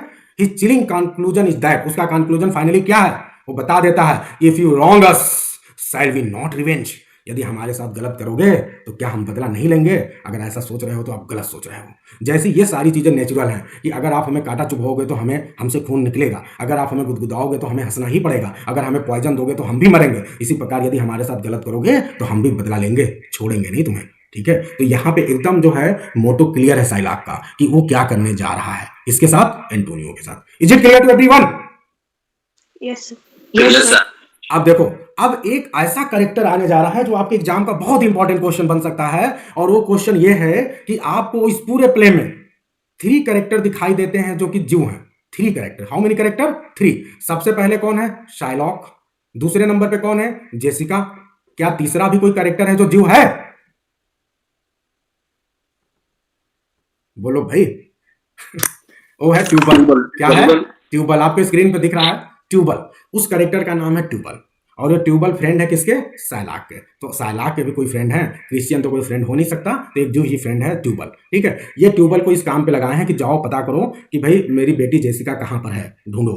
ठीक है, बस। और ट्यूबल आते हैं और कहते हैं कि भाई आपकी बेटी कहीं नहीं मिल रही है। ठीक है, ठीक है, बस।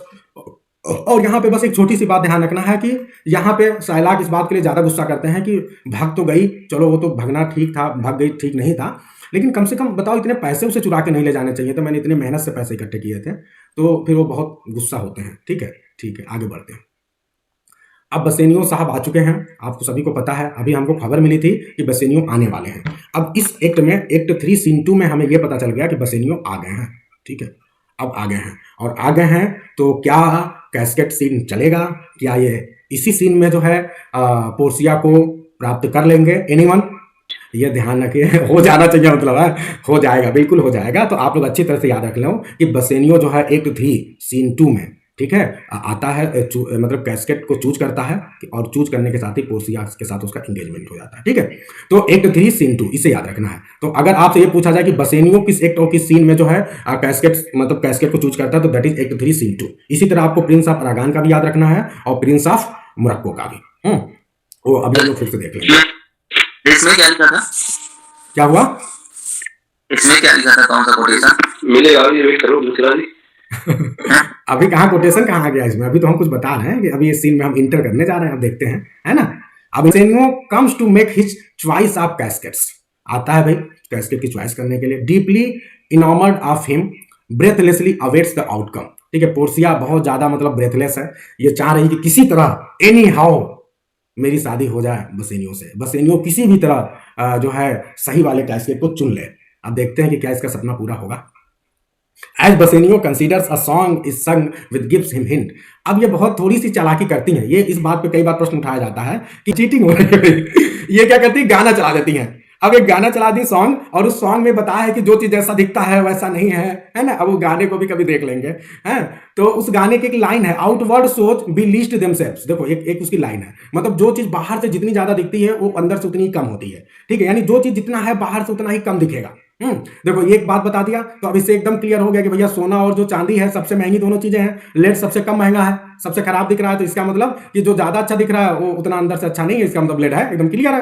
तो ये अलग अलग सॉन्ग चला के हेल्प कर रही है, तो यहाँ पे भी गड़बड़ काम हो रहा है। हालांकि डायरेक्ट तो हेल्प नहीं है, हाँ, ये भी ध्यान देना है। अ सॉन्ग इज संग which gives him hint, the song says fancy.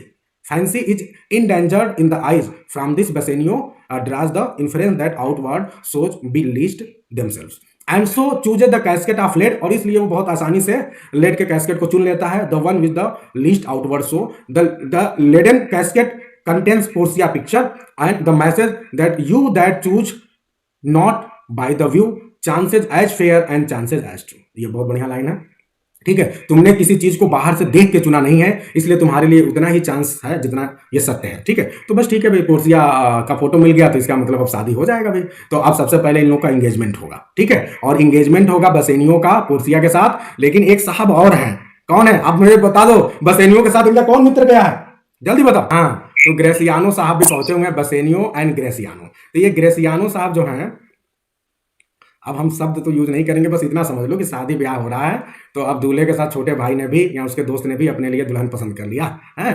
तो बसेनियो साहब तो पोर्सिया साहब को पसंद करते ही थे, अब ग्रेसियानो भी स्मार्ट है और इन्होंने जो है पसंद कर लिया किसको, नेरिसा को। तो अब भाई दोनों लोग का बन गया मामला, है ना। तो बसेनियो की तो शादी होगी पोर्सिया के शर्त के अनुसार, और ग्रेसियानो को कोई शर्त तो फेस ही नहीं करना पड़ा, और इनकी भी शादी हो जाएगी नेरिसा के साथ। तो यहाँ पे अभी शादी नहीं हुई है, ध्यान रखना, अभी इंगेजमेंट हुई है। और इंगेजमेंट के दौरान, ये भी मैं बहुत महत्वपूर्ण बात बता रहा हूं, इसे ध्यान रखना है, इंगेजमेंट के दौरान पोर्सिया और नेरिसा ये दोनों लोग क्या करते हैं, ये इंगेजमेंट रिंग देते हैं। क्या देते हैं, रिंग देते हैं।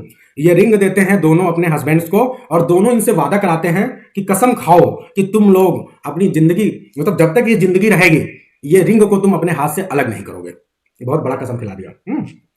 यानी जब तक तुम्हारी जिंदगी है तब तक तुम इस रिंग को अपने से अलग नहीं करोगे, और अगर तुमने अलग किया तो हम समझ जाएंगे कि तुम्हारा प्यार हमारे से अल्टर होके किसी दूसरे वुमन पे चला गया है, यानी आप किसी और लेडी को प्यार करने लगे हो, हम उसी दिन समझ जाएंगे। इतनी बात क्लियर है सभी को? Yes sir. तो नेरिसा मेड है ये उसकी, हाँ मेड, हाँ बिल्कुल मेड है उसकी, एंड उसके साथ ही हमेशा रहती है। लेकिन चूंकि हमेशा रहती है तो वो फ्रेंड जैसी हो गई है, तो आप फ्रेंड ही समझ लो उसको, है ना। और उसे वो फ्रेंड जैसा ही समझती है, हर बात कहती है, हर बात सब कुछ, और उन्हीं की एज की है, ठीक है। तो यार तो इतनी बात सबको क्लियर हो चुकी है? Yes sir. अब लग रहा है हम आगे नहीं बढ़ पाएंगे, 6:52 हो गया, क्या करें भाई।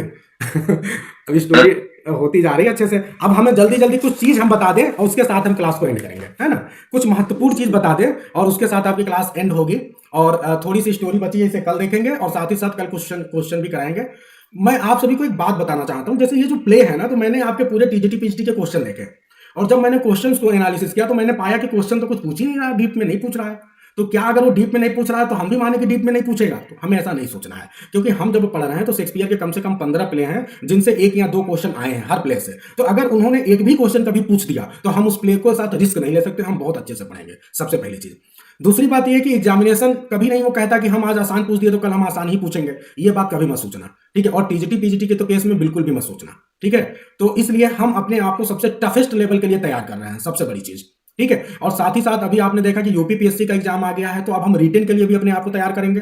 तो रिटेन में आंसर तभी लिख पाएंगे जब हम डीप पढ़ेंगे, जब हम अच्छे से पढ़ेंगे। तो अब आज से मैं शेक्सपियर के जो भी प्लेस पढ़ाऊंगा सब 1 और सीन वाइज पढ़ाऊंगा। बात करते हैं, मैंने एक ट्रिक बनाया है, क्योंकि शेक्सपियर ये जो इसके प्लेज के कैरेक्टर है ना, तो उन कैरेक्टर को याद रखो कि अगर सीधे सीधे क्वेश्चन, मैं चाह रहा हूं आप सभी को ना कि सीधे सीधे क्वेश्चन अगर पूछे तो आप कभी भी मिस्टेक मत करो। आप मतलब 1 सेकंड में बिना किसी दिमाग में कोई हरकत किए आप उस प्रश्न का जवाब दे दो।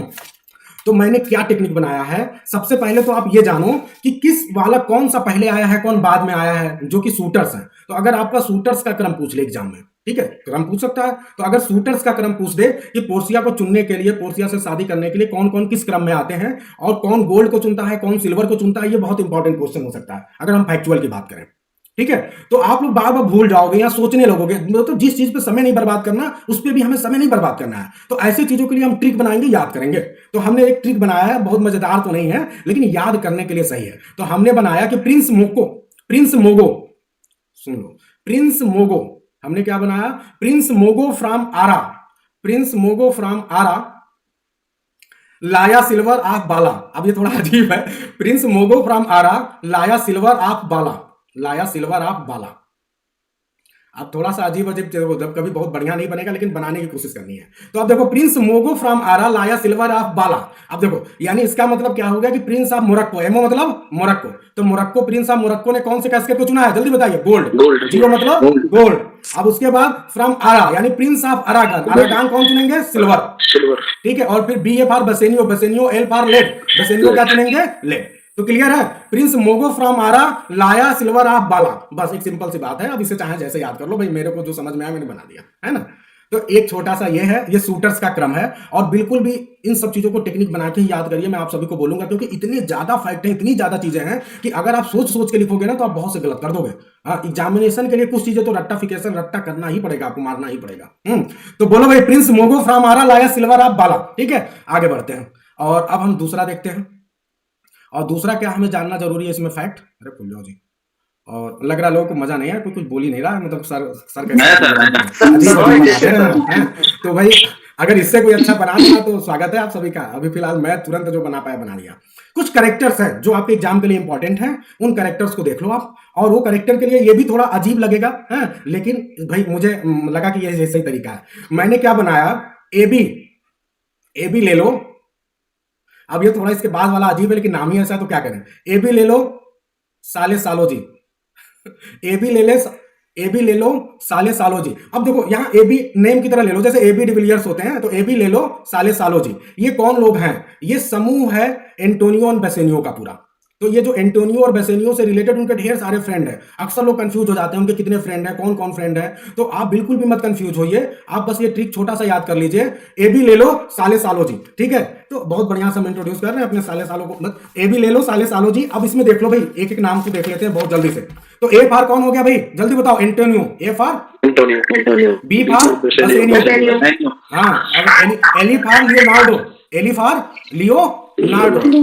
अब लियोनार्डो कौन है, बता सकता है कोई? ये बसेनियो का सर्वेंट है, बसेनियो का सर्वेंट है, ठीक है। तो फिर से तुम देख लो, A for Antonio, B for Bassanio, L for Leonardo, जो कि बसेनियो का सर्वेंट है। ये क्वेश्चन आप में से मैक्सिमम लोग गलत कर देते, अगर ये ट्रिक याद है तो गलत नहीं करोगे। अब लो फॉर तो सब लोग कर लोगे, लो फॉर लोरेंजो, क्या है लोरेंजो।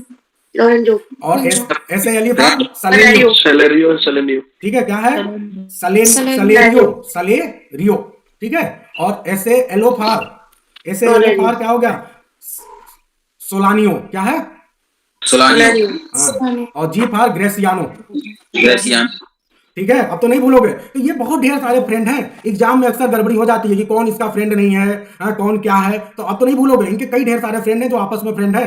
तो अब देखो, एबी ले लो साले सालो जू, अब इसको पढ़ लेना आप लोग अपने हिसाब से, जैसे बना लो। मेरे को जो समझ में आया मैंने बना दिया। तो ये कुछ मेजर कैरेक्टर्स हैं जो कि एंटोनियो और बेसेनियो के साथ रहते हैं। यही कैरेक्टर बार बार भूल जाते हैं, और बाकी चीजें तो भूलने वाली चीजें हैं नहीं, क्योंकि इनका ज्यादा रेफरेंस है नहीं, बस बार बार आते हैं, इनसे ज्यादा कोई कोटेशन नहीं आता, तो इसलिए भूल जाते हैं। बाकी आप जेसिका को भूलोगे नहीं, साइलाक को भूलोगे नहीं, ठीक है। तो वो तो मेजर कैरेक्टर हैं, ठीक है। तो अब भाई अच्छा लगा सभी को, क्या आज की क्लास एंड करें? कुछ बातें कहनी है तो आप लोग बोल सकते हो। जैसा एंड किया जाए, गुस्से में चलना है। हाँ चलिए ठीक है, okay, thank you everyone, will meet again tomorrow. Thank you sir.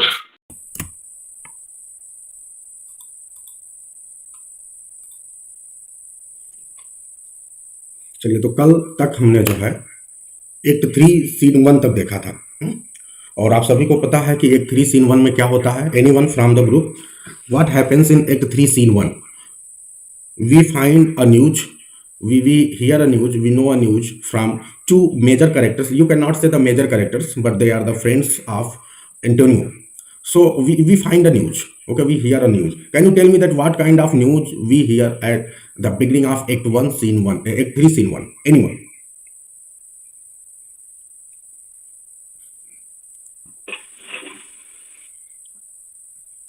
बोलिए भाई, don't only join and be very silent, or you are where I don't know, but we ended yesterday at act 3 scene 1, okay.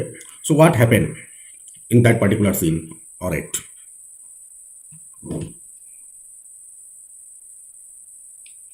तो इसको खबर मिल जाती है कि मतलब बचने के बाद आते हैं क्रिश्चियनो, और ये कि मतलब एंटोनी को ऐसे भी वहाँ पे प्रॉब्लम हुई है, इंटरव्यू जैसे होती है वो क्या वहाँ पे ढूंढ जाती है, बस that is yes exactly, that is the correct answer. देखिए आप लोग, मैं फिर वही बोलूंगा कि सब कुछ पढ़ने पढ़ाने का मजा कोई नहीं है। जैसे Merchant of Venice is regarded one of the most popular and you can say that one of the easiest play, because you know that from your intermediate you are studying the story line of this particular play. तो मतलब कम से कम मैं ये नहीं कहता कि anything is easy और difficult, अगर बहुत ईजी होता तो मैं शायद नहीं लेता। लेकिन आपका काम क्या है, कल पढ़ा दिया गया, अब पता नहीं आप में से कितने लोग रिवाइज करते हैं, ईमानदारी से बताइएगा आप लोग कि after here joining this live class do anyone from the group revise the particular video or anything, मतलब do try to revise whatever has been taught. बताइए आप लोगों में से ईमानदारी से बताइए कि क्या कितने लोग, मैं कुछ लोग को छोड़ दे रहा हूँ whosoever are doing any kind of job, but apart from those, अभी कल तक आपको 1 to 3 scene 1 तक बताया गया था, तो it was your duty to revise all the things, whatever materials, whatever things I have taught you. तो ये आपकी भी थोड़ी ड्यूटी है। अगर आप सिर्फ पढ़ते चले जाएंगे ना, तो एक समय के बाद वो सारी चीज़ें क्या होंगी, सिर्फ कलेक्ट हो जाएंगी, लेकिन वो किसी काम की नहीं होंगी। हाँ, ये थोड़ी सी बात आप समझ लीजिए। मैं आपको बता दूं, मैं तो भाई नेट जो JRF वाले स्टूडेंट्स भाई, वो आपसे बहुत ज़्यादा उनके पास मटेरियल है, क्योंकि आप सिर्फ 70 राइटर पढ़ते हैं और वो कम से कम 270 राइटर पढ़ते हैं। तो वो लोग भी यही करते हैं। वो लोग गड़बड़ी क्या करते हैं कि वो सारे मैटर को बस कलेक्ट करते हैं, कहाँ से मिल जाए, यहाँ से मिल जाए, वहाँ से मिल जाए। तो नेट वाले बच्चे, बहुत से बच्चे नेट सिर्फ इसलिए नहीं क्वालिफाई कर पाते कि they are collecting the material only. तो मैटर कलेक्ट करना, अरे कंटेंट बहुत अच्छा है, तो कंटेंट लेके क्या करोगे, उस कंटेंट को पढ़ना पड़ेगा। तो ये एक बहुत बड़ी चीज़ आप लोग अपने दिमाग में सेट कर लीजिए कि ऐसे एग्जाम क्वालिफाई नहीं होने वाला है if you are only just collecting the things. हाँ, you are just listening the lecture only. Revision is very necessary, and if any other lecture that is the continuous part of the previous one, then it is your duty, or it is your supreme utmost duty that you have to revise the previous lecture and then come in the next class. Otherwise all the effort of the teacher as well as your everything will be wasted. तो ऐसा मत करिए please. It is a kind request to you all. हाँ, अगर आप इस exam में सफल होना चाहते हैं और हमारे नाम को बदनाम नहीं करना चाहते हैं और ख़ुद अपनी भी ज़िंदगी में कुछ बेहतर करना चाहते हैं, तो प्लीज़ जो भी पढ़ाया जाए उसे रिवीजन जरूर करें। कल हमने बाकायदा एक्ट वाइज सीन वाइज आपको पढ़ाया है। आपका काम था कि आपने नोट किया होता, हाँ, और जो है चीज़ों को किया होता। ठीक है, चलिए। तो मुक्ता के अलावा मैंने पूरा समय दिया, कुछ सेकंड्स का समय दिया, लंबा समय दिया कि आप मुझे जवाब दो, लेकिन I was getting the answer only from few students. Okay, कोई बात नहीं, चलो। तो ठीक है भाई, हमने क्या देखा, कुछ चीज़ें मैं जल्दी जल्दी पूछ रहा हूँ। एनीवन, देखता हूँ क्या बताते हो आप, कम से कम कुछ चीज़ें। अगर हम बात करें कि जो प्ले है मर्चेंट ऑफ वेनिस, इसकी शुरुआत कैसे हो रही है, how you are getting the play started, being started. तो अगर हम एकदम बिगिनिंग की बात करें तो who is the first character whom we face in the beginning? Anyone? Very good. हाँ, these are the three characters and Antonio is very much troubled. Okay, in the beginning we find. So can anyone tell me the reason from which he was troubling, he was getting trouble? Yes, about his ships. So he was troubled about his ships. But on ship. सपना जी, और कोई बोलो। Yes sir, उसके friend guess करते हैं कि may be he is in love और ships की टेंशन हो सकती है। No, Antonio has no cash to help his friend Bassanio. Antonio married बना, तो मतलब लोग उसका अंदाजा नहीं लगा पाते ये क्यों दुखी है, तो गैस कर देते हैं शायद ये। लेकिन क्या एंटोनियो किसी चीज से दुखी है? Yes sir, but I don't know what is the reason. हाँ, ये बात है। क्या भाई आप लोग क्या कर रहे हो? कल का पूरा लेक्चर मेरा बेकार कर दिया आप सभी ने। Sir, but at the last the confusion was that Antonio went that he was worried about his ships na, lastly we get that confusion I think. अभी आप इतना ध्यान रखिए कि एंटोनियो किसी भी चीज के लिए वरी नहीं है, ठीक है। अगर आप वो एक मेलंकली पर्सन ही है, और जैसे कुछ लोग वो बोलता भी है, अगर आप एंड के भी स्पीच देखें तो ये बोलता है कि कुछ लोग ऐसे ही आते हैं, मतलब मेरा पार्ट क्या है, जैसे कुछ लोग का पार्ट, हर व्यक्ति का पार्ट डिवाइडेड है, ठीक है, डिसाइडेड है कि हमको ये करना है इस दुनिया में, हमको ये करना है। तो इसी तरह एंटोनियो ने अपने पार्ट को खुद ही बताता है कि मेरा पार्ट क्या है, मेरा रोल है सैड वन, यानी मैं इस दुनिया में केवल सैड वाला पार्ट रोल करने के लिए ही आया हूँ, ठीक है। इसका कोई रीजन नहीं है, there is no reason behind it. ये एकदम शुरू में ही मैंने जब कल का लेक्चर लिया था तो मैंने बताया था कि ये एक ऐसा पर्सन है। ये आवाज अपनी तरफ से बंद करें, whenever you are speaking only then your mic should be on. Okay, तो अब ध्यान दीजिए कि मैंने एकदम शुरू में ही बोला था कि ये एंटोनियो दुखी है। अब इनके जो फ्रेंड्स हैं ये अलग अलग गेस करते हैं, ठीक है, लेकिन वो बाद में बोलता है कि नहीं, यू ऑल आर रॉन्ग। ये मैंने कल ही बताया था, you all are wrong, I am not suffering from any kind of problem from which you are telling. Okay, it is I don't know the exact reason why I am so much sad, ठीक है। ये चीज़ वो एकदम beginning में बोलता है, उसे ship की कोई प्रॉब्लम नहीं रहती है। मैंने कल शिप वाली भी बात हुई तो कल भी मैंने इस बात को काटा था और बताया था कि शिप उसकी गई है, लेकिन शिप की उसे चिंता नहीं है बिल्कुल भी। और न ही उसे चिंता है कि वो किसी के साथ प्यार में नहीं है या उसकी शादी नहीं हुई है, ये सब कोई भी उसे चिंता नहीं है। ठीक है, तो ये अच्छी तरह से ध्यान रखना कि वो किसी भी प्रकार के प्रॉब्लम और इसकी वजह से सैड नहीं था, वो उसके नेचर में आ गया था। ठीक है, और पूरे प्ले में हमें कभी नहीं पता चलता है कि वो क्यों सैड है।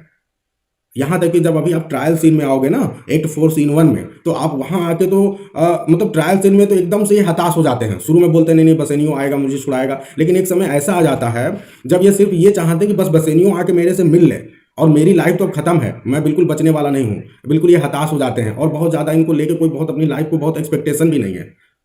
ठीक है, तो थोड़ा सा एंटोनियो का कैरेक्टर जो है बहुत अलग है, अजीब है, और वो हम लोग जैसे नॉर्मली सोचते हैं उससे अलग है। अगर हम एंटोनियो के कैरेक्टर को थोड़ा सा, मतलब बहुत कठिन कैरेक्टर है।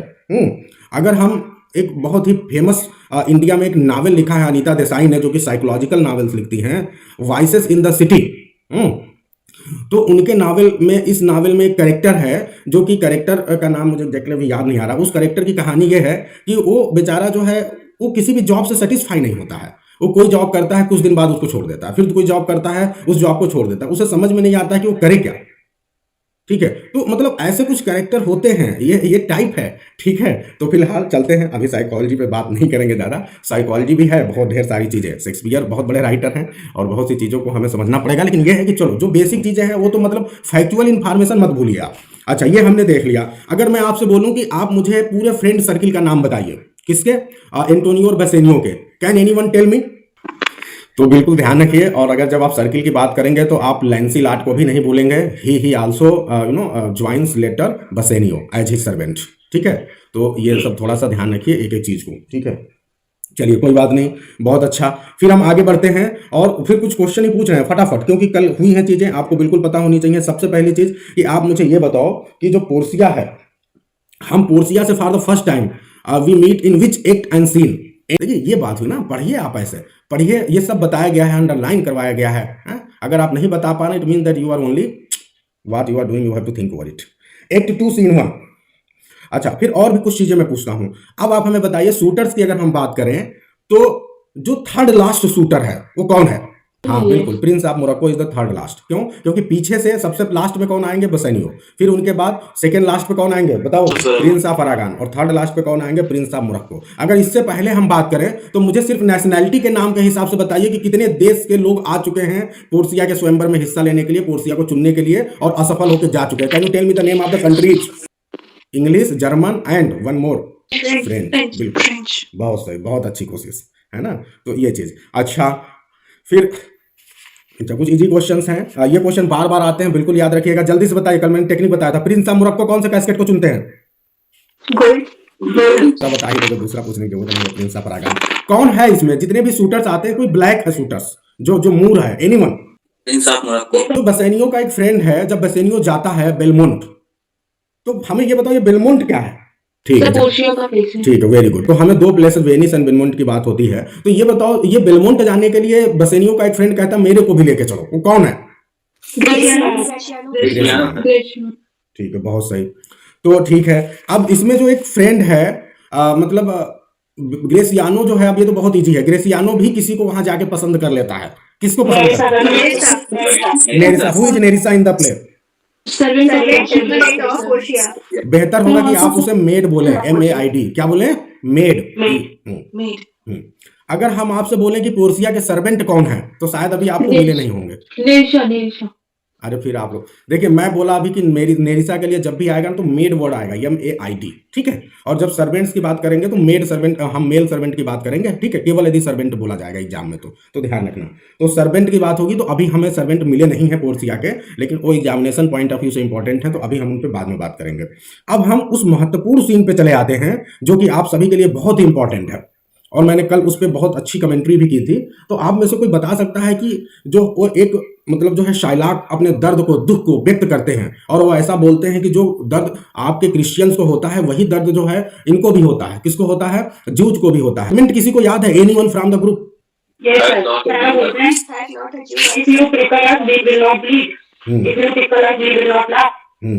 बहुत सही, बहुत सही। तो बहुत अच्छा, बहुत अच्छी कोशिश है ना।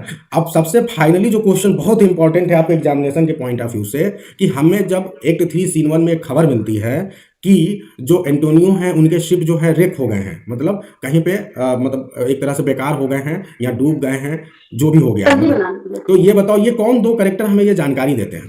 Selenio and Salario. Very good, Solanio and Salerio, ये ध्यान रखना है, ठीक है। तो ये भी एग्जामिनेशन के पॉइंट ऑफ व्यू से इंपॉर्टेंट क्वेश्चन है और ये जानने की कोशिश करते हैं कि अब ये आपका जो कैरेक्टर है विलेन शाइलॉक ये क्या करेगा, और उसी दौरान शाइलॉक अपना फेमस स्पीच देते हैं, ठीक है। अब हम आगे बढ़ते हैं और एक महत्वपूर्ण कैरेक्टर के बारे में सिर्फ पूछ के आगे बढ़ेंगे कि ये बता दो इस पूरे प्ले में हमें 3 कैरेक्टर ऐसे मिलते हैं जो ज्यू हैं, ठीक है। तो वो कौन कौन से कैरेक्टर हैं? ट्यूबल, बहुत सही। तो अब हम आते हैं एक्ट 3 सीन 2 में, ठीक है। तो यहाँ पे आप सभी को पता चल चुका है, ये भी हमने सीन कर लिया था एक्ट 3 सीन 2, और ये याद रखना है कि एक्ट 3 सीन 2 किस लिए इंपॉर्टेंट है? Anyone from the group? Yes, Bassanio chooses the right casket, and in this very scene, we find that Portia is giving Bassanio a ring, and at the same time, Nerissa is also giving Gratiano a ring. ठीक है, दोनों engage, मतलब कह लीजिए engagement हो जाता है नेरिसा का किसके साथ? ग्रेशियानो के साथ, एंड पोर्सिया का इन बसेनियो के साथ, और इंगेजमेंट के रूप में उनको रिंग दिया जाता है। और ये इनसे वादा कराती हैं कि जब तक तुम्हारी लाइफ रहेगी, ठीक है, तुम अपनी मतलब इस रिंग को अपने हाथों से अलग नहीं करोगे, और यदि आपने किया तो फिर हम समझ जाएंगे कि आपका किसी दूसरी फीमेल के साथ, किसी दूसरी वुमन के साथ संबंध है, ठीक है। तो ये यहाँ पे ध्यान रखना कि अगर रिंग आपसे पूछा जाए कि किस चीज का सिंबल है, तो याद रखना कि this is the symbol of इसका फिडेलिटी, ठीक है। तो ये ध्यान रखना। तो अगर आपने रिंग दे दिया तो इसका मतलब आप इनफिडेल हो गए, यानी आपने ट्रस्ट तोड़ दिया। तो अब देखते हैं इस चीज़ का इंपॉर्टेंट है इस रिंग का भी आगे आने वाले सीन्स में। तो चलिए अब आगे बढ़ते हैं, और एक्ट 3 सीन 2 हो चुका है। इसी दौरान हमें एक लेटर मिलता है, ठीक है। इसी दौरान एक्ट 3 सीन 2 में ही हमें लेटर मिलता है, और उस लेटर में हमें ये पता चलता है कि एंटोनियो साहब के जितने भी शिप हैं वो रेक हो चुके हैं, बेकार हो चुके हैं, और अब जो है एंटोनियो को जेल में डाल दिया गया है।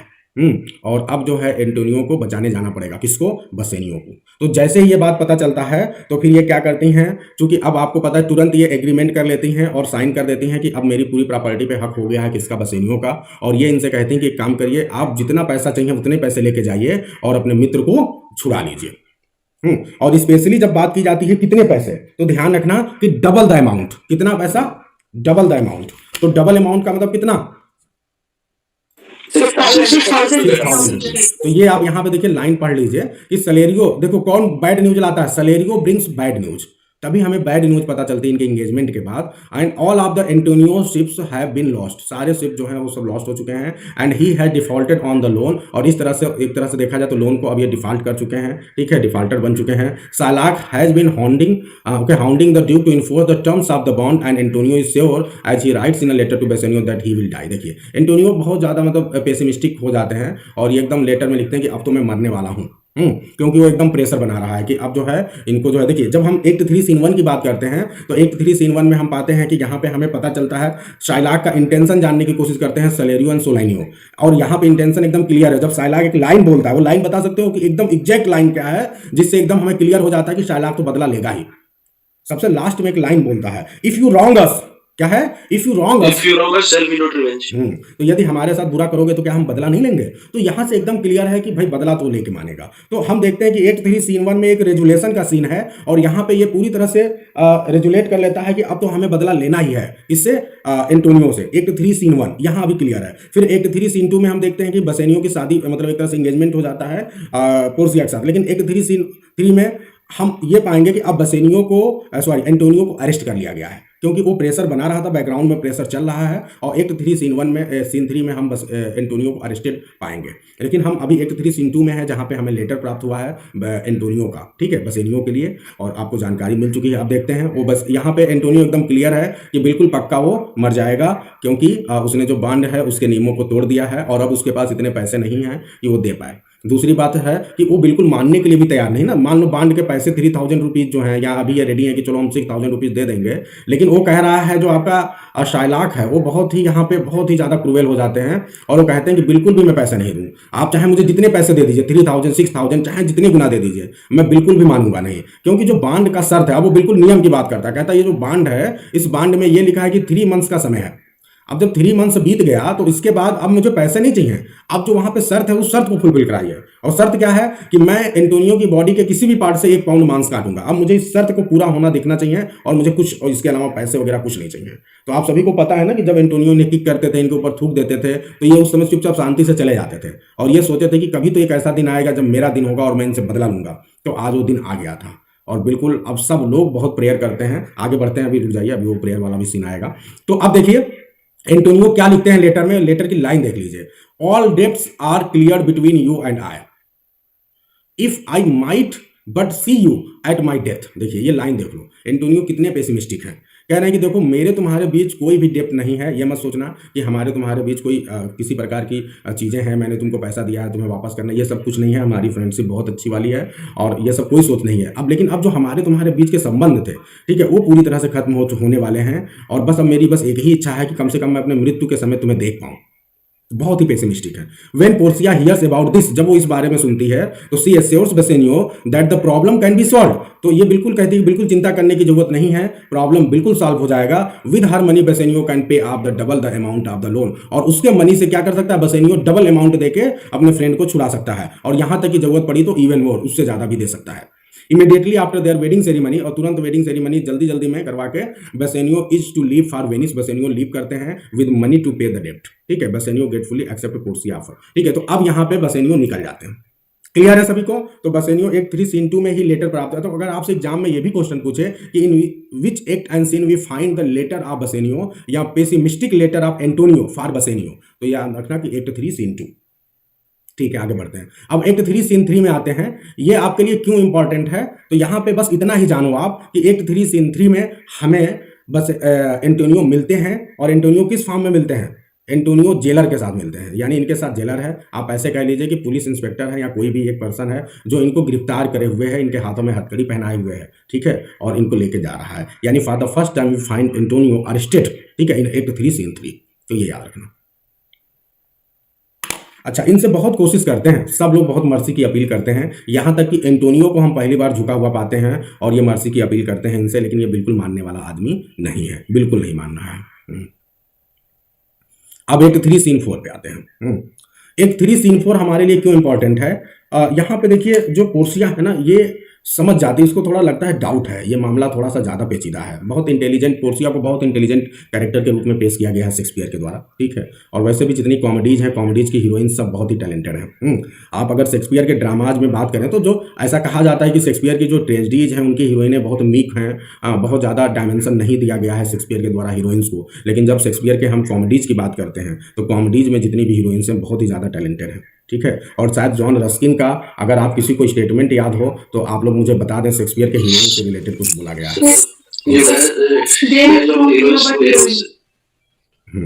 फिर से बोलिए जो भी बोलना है। देयर इज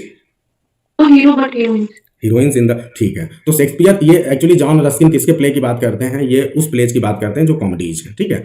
तो बस ये ध्यान रखना है। अच्छा, अब आगे बढ़ते हैं और हम देखते हैं कि यहाँ पे जो है शुरुआत में तो लोरेंजो और जेसिका, क्योंकि ये भी वहां से भाग के कहाँ आए हैं, यहीं पे आए हुए हैं और ये लोग तारीफ करते हैं बहुत ज़्यादा, ठीक है। पोर्सिया का भी तारीफ करते हैं और एंटोनियो का भी तारीफ करते हैं कि एंटोनियो ने क्या रोल निभाया है Bassanio के लिए। तो ये सारी बात होती है, ठीक है। और यहाँ पे जो है पोर्सिया को बताते हैं, कौन? लोरेंजो बताते हैं कि एंटोनियो का कितना बड़ा रोल है Bassanio में। यहाँ तक कि Bassanio जो शादी करने आते हैं वो भी पैसे कहाँ से लेके आए रहते हैं? पोर्सिया एंटोनियो से लेके आए रहते हैं। तो इस तरह से जो है पोर्सिया को बहुत ज़्यादा इंपॉर्टेंस जो है बताने की कोशिश करते हैं एंटोनियो का, ठीक है।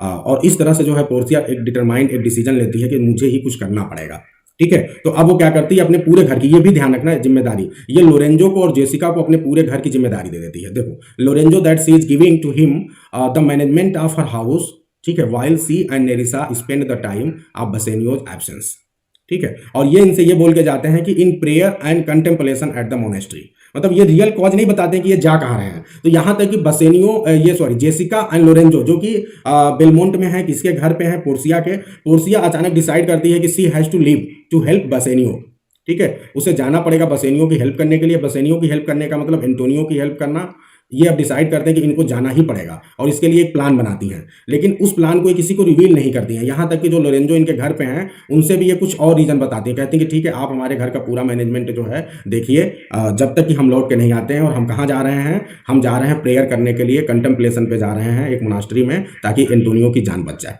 ये बात क्लियर है सभी को।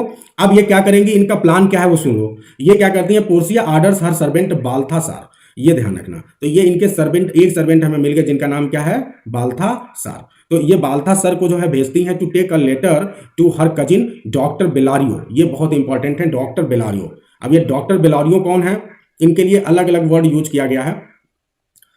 कई जगहों पे इनको जो है जस्टिस ऑफ लॉ बोला गया है।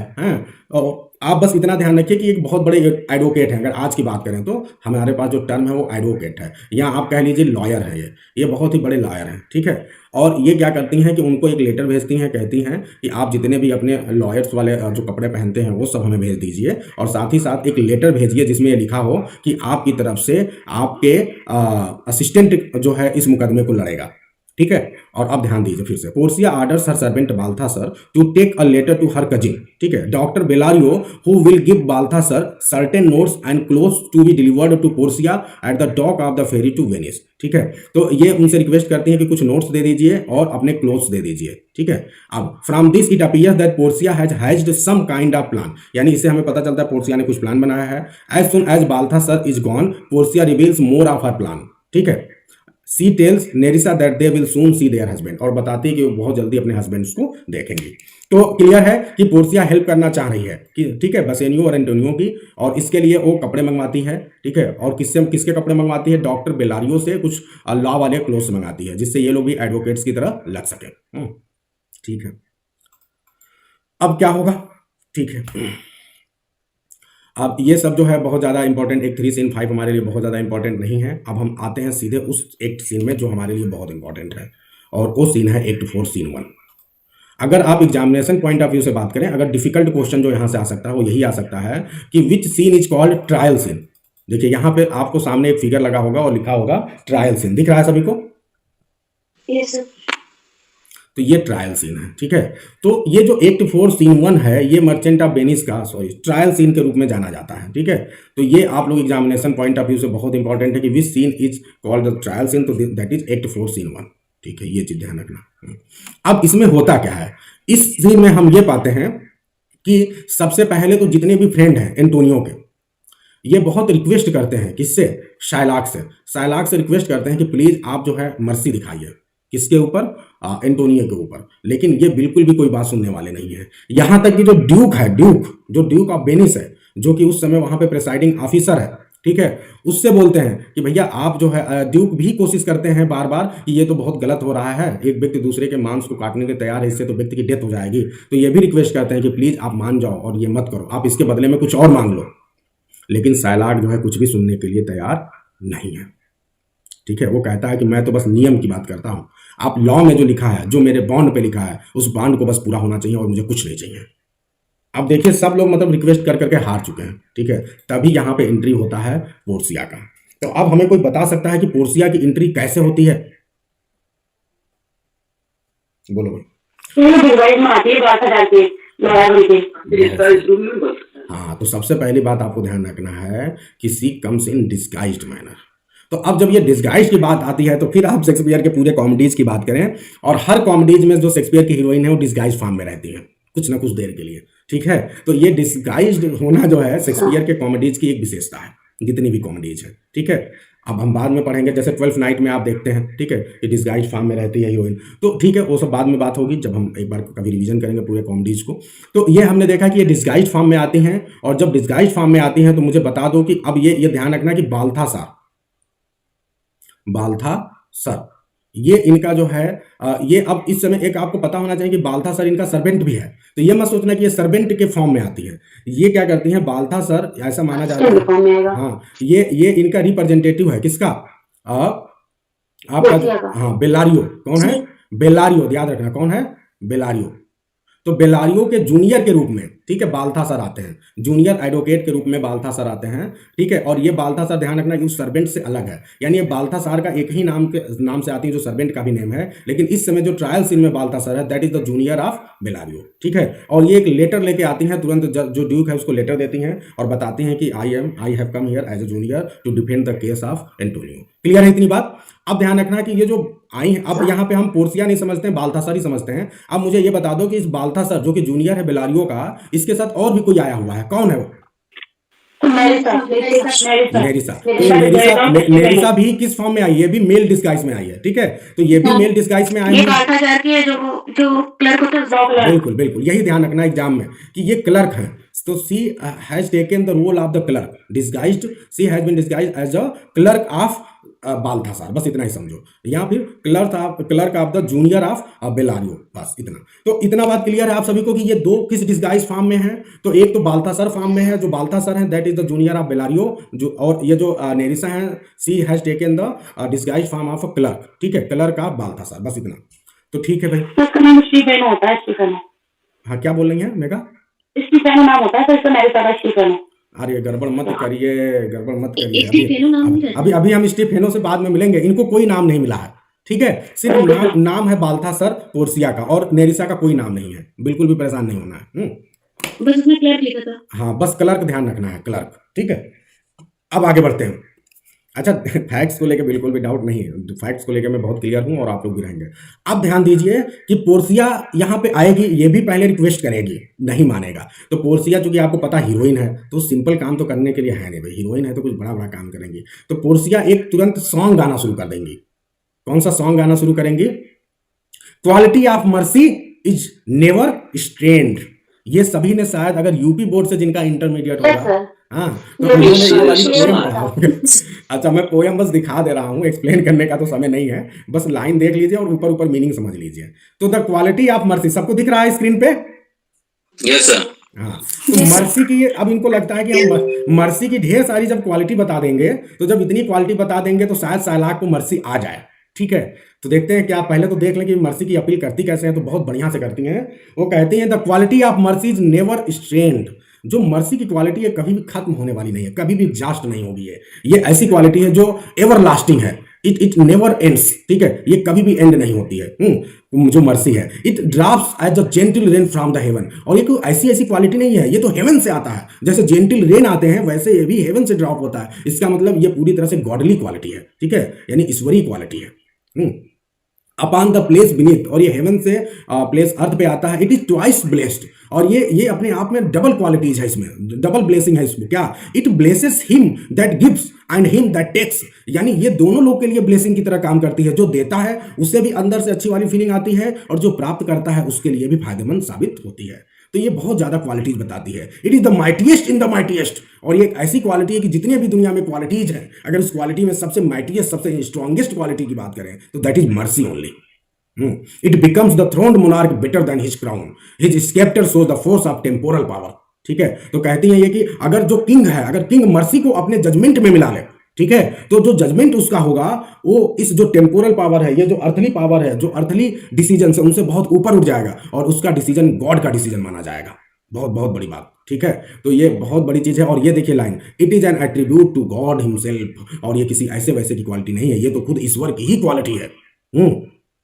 ठीक है, तो ये बहुत ही बढ़िया है। तो मर्सी की बहुत ढेर सारी क्वालिटीज बताने की कोशिश करती हैं ये पोर्सिया यहाँ पे, लेकिन क्या इन सब क्वालिटीज को बता के पोर्सिया इनके हृदय को पिघला पाएंगे, साइलाक के हृदय को? हैं? ऐसा हो पाएगा भाई? No sir.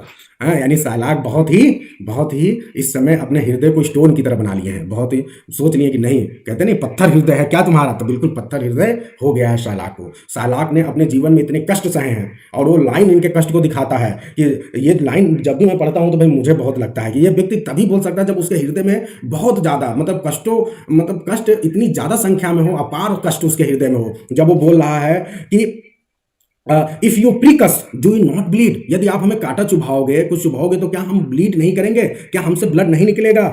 फिर बोलता है if you tickle us do we not laugh, यदि हमें गुदगुदाओगे तो क्या हम हंसेंगे नहीं? तो और भी बहुत ढेर सारी बातें उसके पहले की स्पीच में बोलता है। तो वो बिल्कुल रिवेंज से भरा हुआ है, और इसीलिए कई बार इस प्ले को रिवेंज प्ले भी बोला जाता है। मतलब इस सिर्फ ट्रायल सीन की वजह से इसको कई मतलब क्रिटिक्स ने रिवेंज प्ले की कैटेगरी में भी रखा है कि ये तो एक रिवेंज प्ले है। अब अलग बात है कि रिवेंज सेटिस्फाई नहीं होता है और सिर्फ एक प्ले में ही इस तरह की चीजें हैं, इस वजह से जो है हम इसको उस कैटेगरी में पूरी तरह से नहीं डालते हैं।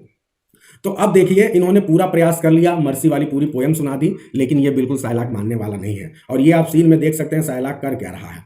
साइलाक और खतरनाक काम कर रहा है, ये अपने जूते को निकाल रहा है और जूते से किसको, जो इसने एक नाइफ रखा हुआ है छोटा सा, और उससे उसको बहुत शार्प कर रहा है, उस नाइफ को शार्प कर रहा है, खूब शार्पनिंग कर रहा है कि अब तो मैं जल्दी से इसके पूरे मांस को एक पाउंड तो काट के मानूंगा। ठीक है, तो एकदम रेडी है। अब उधर पोर्सिया मर्सी की अपील कर रही है, इसके ऊपर कोई फर्क नहीं पड़ने वाला है। ठीक है, तो अब देखते हैं क्या होता है भाई। तो ये तो भाई बहुत खतरनाक काम कर रहा है, मानसी काट देगा। तो देखते हैं। अब देखिए होता क्या है। अब बस इतना ही समझिए कि ये एकदम तैयार है, लेकिन तभी जो है अब ये एकदम, जब पोर्सिया एकदम बिल्कुल सब कुछ कर चुकी है, ये बिल्कुल मना नहीं पाई है, तो अब ये समझ गया कि अब तो मैं अपना बदला पूरा करूंगा। और ये बिल्कुल चले जाते हैं, एकदम एंटोनियो के करीब पहुंच जाते हैं। एंटोनियो बेचारे बहुत दुखी हैं और साइलाक साहब उनके एकदम करीब पहुंच जाते हैं और ये इनके हाथ में नाइफ है। अरे कैसा भी नाइफ बन गया, ये पहुंच गए एकदम पास में और ये कह रहे हैं कि अब तो हम जो है काट के मानेंगे मांस को। और जैसे ही ये काटने वाले रहते हैं तभी पोर्सिया कहती स्टॉप। अब वो लाइन तो मैंने यहाँ पे अंडरलाइन नहीं किया है, लेकिन अब जो एग्जैक्ट लाइन का मतलब है वो समझिए आप। और ये क्या कहती हैं, ये कहती हैं कि आप ठीक है, अगर आप मांस को काटना चाहते हो no problem, you can cut the flesh, but you should remember one thing, and what is that one thing, that a single drop of blood should not come out from the body of Antonio. Antonio के body से एक बूंद भी blood गिरना नहीं चाहिए। आपको काटना है काट लो। तो वो कहता है कि अरे ऐसा कैसा हो सकता है। अब यहाँ पे जो है आपका रुक जाता है ये बिल्कुल शालाक, और अब ये तो इसने भी नहीं सोचा था कि ऐसा भी हो सकता है? तो अब ये बोलता है ऐसा कैसे हो सकता है, मैं अगर फ्लैश निकालूंगा बॉडी से तो भाई कटेगा ही, ब्लड निकलेगा ही। बस वो तुरंत यहीं पे उसको मौका मिल जाता है। तो कहती ठीक है, ये आपके बॉन्ड में ये बात कहीं भी नहीं लिखा हुआ है। It is never ever written in your bond, you have never talked about blood in your bond. तो इट मीन्स दैट, अब देखो जब जैसे ही ये बात करती कि बॉन्ड में नहीं लिखा है तो वो बिल्कुल डर जाता है। अब वो समझ जाता है कि उसका पूरा दांव जो है वो तो गड़बड़ हो गया, और वो चुपचाप अब कहता ठीक है मैं सॉरी बोलता हूं और मुझे जो है जो पैसे हैं मेरे वापस कर दो, मैं छोड़ देता हूं। लेकिन अब कहाँ पोर्सिया तो टैलेंटेड है, तो पोर्सिया तुरंत कहती है कि अब इससे अब तो तुम इतनी आसानी से बचने ही वाले नहीं हो। और फिर ये ढेर सारे इसके ऊपर और ढेर सारे जो है एक्ट लगा देती है और कहती है कि सबसे पहली चीज, ड्यूक की ओर इशारा करते हुए कि ये एक ऐसा पर्सन है जिससे एकदम ये क्लियर पता चल रहा है कि ये बिल्कुल कंस्पायर कर रहा था। He had in his mind the idea of killing Antonio and this was the reason that he forced Antonio to make such kind of bond. ठीक है, तो इस तरह के अगर बॉन्ड इसने बनवाए हैं तो इसका मतलब इसका शुरू से ही पर्पस बहुत क्लियर था कि he wanted to kill Antonio. और ये बात एकदम क्लियर हो जाता है क्योंकि उसके पास अब कोई जवाब नहीं है। और ये कहती है कि इसने अब इसके ऊपर चार्ज ऑफ मर्डर लगाया जाए और इसको क्या किया जाए, चार्ज ऑफ मर्डर लगा के इसकी पूरी प्रॉपर्टी, इसको मृत्यु दंड दिया जाए और इसकी पूरी प्रॉपर्टी को सीज कर दिया जाए। तो अब देखिए क्या होता है। तो अब क्या होता है कि यहाँ पे ड्यूक जो है कहते हैं नहीं चलो ठीक है, इनको मृत्युदंड से इनको बचा लेते हैं। कहते हैं नहीं ठीक है, इनको मृत्युदंड नहीं दिया जाएगा, लेकिन अब एक काम ये होगा कि इनकी जो है पूरी प्रॉपर्टी सीज कर दी जाएगी। और चूंकि एंटोनियो को इन्होंने मारने की कोशिश की है तो अब क्या होगा कि इनकी आधी प्रॉपर्टी एंटोनियो को मिल जाएगी, ठीक है, और आधी प्रॉपर्टी जो है गवर्नमेंट को मिलेगी। ठीक है, तो इनकी आधी प्रॉपर्टी जब्त कर ली जाएगी और पूरी प्रॉपर्टी और half property will be given to the government, will be seized by the government and half of the property will be given to Antonio. इतनी बात क्लियर है सभी को? Yes, sir. Yes sir. अब यहाँ पे क्या होगा कि एंटोनियो, तो आप सभी को पता है कि एंटोनियो बहुत ही अच्छे पर्सन है, तो ऐसा नहीं करेंगे और वो क्या करेंगे कि जो आधी प्रॉपर्टी उनको मिली है उस प्रॉपर्टी को ये किसको दे देंगे? Anyone can tell me? Jessica हाँ, तो ये आधी प्रॉपर्टी जो इनको मिली है ये ट्रांसफर कर देंगे जेसिका एंड उसके हस्बैंड को। ठीक है, तो इतनी क्लियर हो गई। अब यहाँ से फिर जो है शाइलाक चले जाएंगे, ठीक है, और फिर उसके बाद से क्या होगा कि अब हम एक्ट 3 सीन 4 में आ जाएंगे। सॉरी, इसके बाद एक्ट 4 सीन 2, और इसी सीन में कुछ चीजें और होती हैं। अच्छा, वो लाइन एग्जैक्टली जो है वो मैं दिखा देता हूँ, एक सेकंड। कुछ इंपॉर्टेंट लाइन्स हैं। एक्ट 4 सीन 1 में ही हम चल रहे हैं ना। कुछ चीज़ें, एक सेकेंड 4 देखिए, ये जो मैं आप लोग को बोल रहा था कि अगर एग्जाम में क्वेश्चन आएगा तो ये ध्यान रखना। यहाँ पे देखिए साफ तौर पे लिखा है नेरिसा के लिए क्या लिखा हुआ है कि नेरिसा ड्रेस्ड लाइक लायर्स क्लर्क। ठीक है, तो ये इसमें बिल्कुल भी डाउट मत रखना कि वो लायर के क्लर्क के रूप में आई है। तो ये एकदम यहाँ पे एकदम 100% क्लियर होना चाहिए। ठीक है, और अगर आपके एग्जाम में ये पूछे कि कितने ड्यूकेट्स ऑफर करने की बात करता है, तो मैंने शुरू में भी बताया था, और यहाँ भी ध्यान रखना कि 6000 ड्यूकेट्स देने की वो बात करता है। ठीक है, तो इन सब चीज़ों में कोई भी बिल्कुल भी क्लियर नहीं होना चाहिए। अच्छा, प्रॉपर्टी जो है वो बस 1 मिनट देख लीजिए।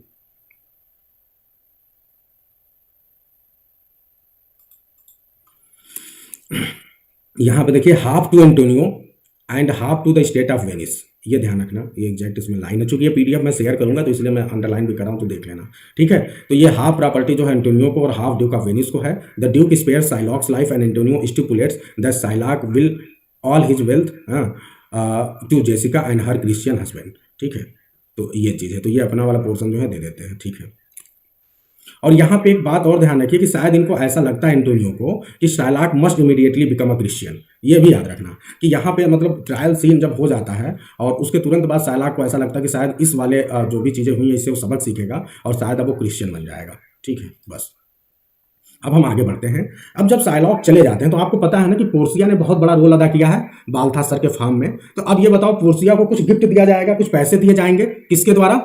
बसेनियो, स्पेशली बसेनियो के द्वारा, क्योंकि बसेनियो अभी फ्रेंड है, एंटोनियो तो ऑलरेडी सदमे में है। तो बताओ, बसेनियो जाएंगे और ये पोर्सिया से रिक्वेस्ट करेंगे कि भाई आप लोगों ने इतना बड़ा काम किया है तो आप मुझसे जो है कुछ जरूर मुझसे कुछ पैसे ले लीजिए, भेंट ले लीजिए। तो ये पैसे देने की कोशिश करते हैं जो लेके आए हैं, लेकिन वो पूरी तरह से मना कर देती है। वो कहती नहीं, पैसे तो मेरे लिए कोई बहुत बड़ा इंपॉर्टेंस नहीं है, क्योंकि जो आपने अपना ग्रेटिट्यूड दिखाया यही मेरे लिए बहुत बड़ी बात है।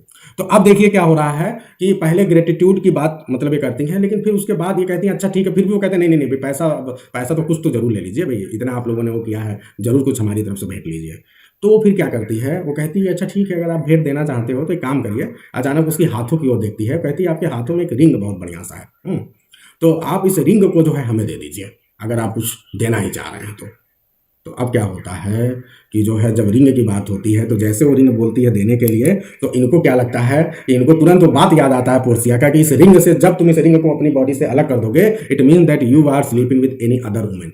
ठीक है, किसी और के साथ तुम संबंध बना रहे हो या किसी और के साथ हो। तो ये बिल्कुल भी मना कर देते हैं, कहते नहीं मैं रिंग नहीं दूंगा। तो जब ये बोलते मैं रिंग नहीं दूंगा तो नाराज हो जाती है, कहती ठीक है भाई आपकी मर्जी, और वो चली जाती है।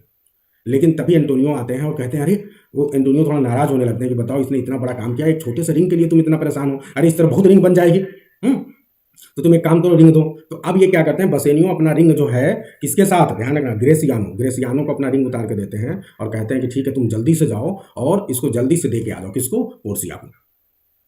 तो अब ये रिंग लेके जाते हैं और ये पोर्सिया को नहीं, इनको मिलती है नेरिसा। ठीक है, और नेरिसा कहती है, नेरिसा को जब ये रिंग दे रहे होते हैं तो नेरिसा कहती है कि सिर्फ उन्हीं को रिंग देंगे, भाई हम भी साथ में, हमको भी कुछ मिलेगा कि नहीं मिलेगा। तो वो कहते हैं ठीक है तुम भी कुछ पैसे ले लो। तो कहती नहीं पैसे नहीं चाहिए, हमें भी रिंग चाहिए। और इस तरह से ये ग्रेसियानो का भी रिंग निकलवा लेती है।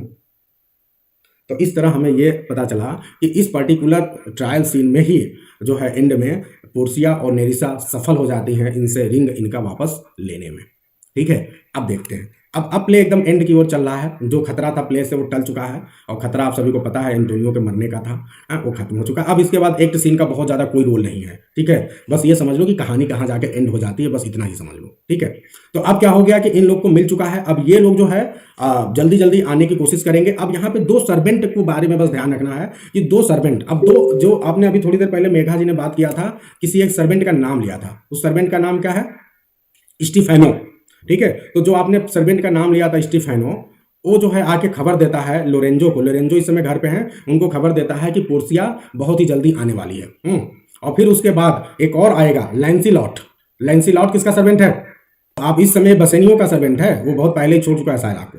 तो अब इस समय बसेनियो का सर्वेंट है और ये आके खबर देता है कि बसेनियो भी जल्दी आने वाले हैं, है ना।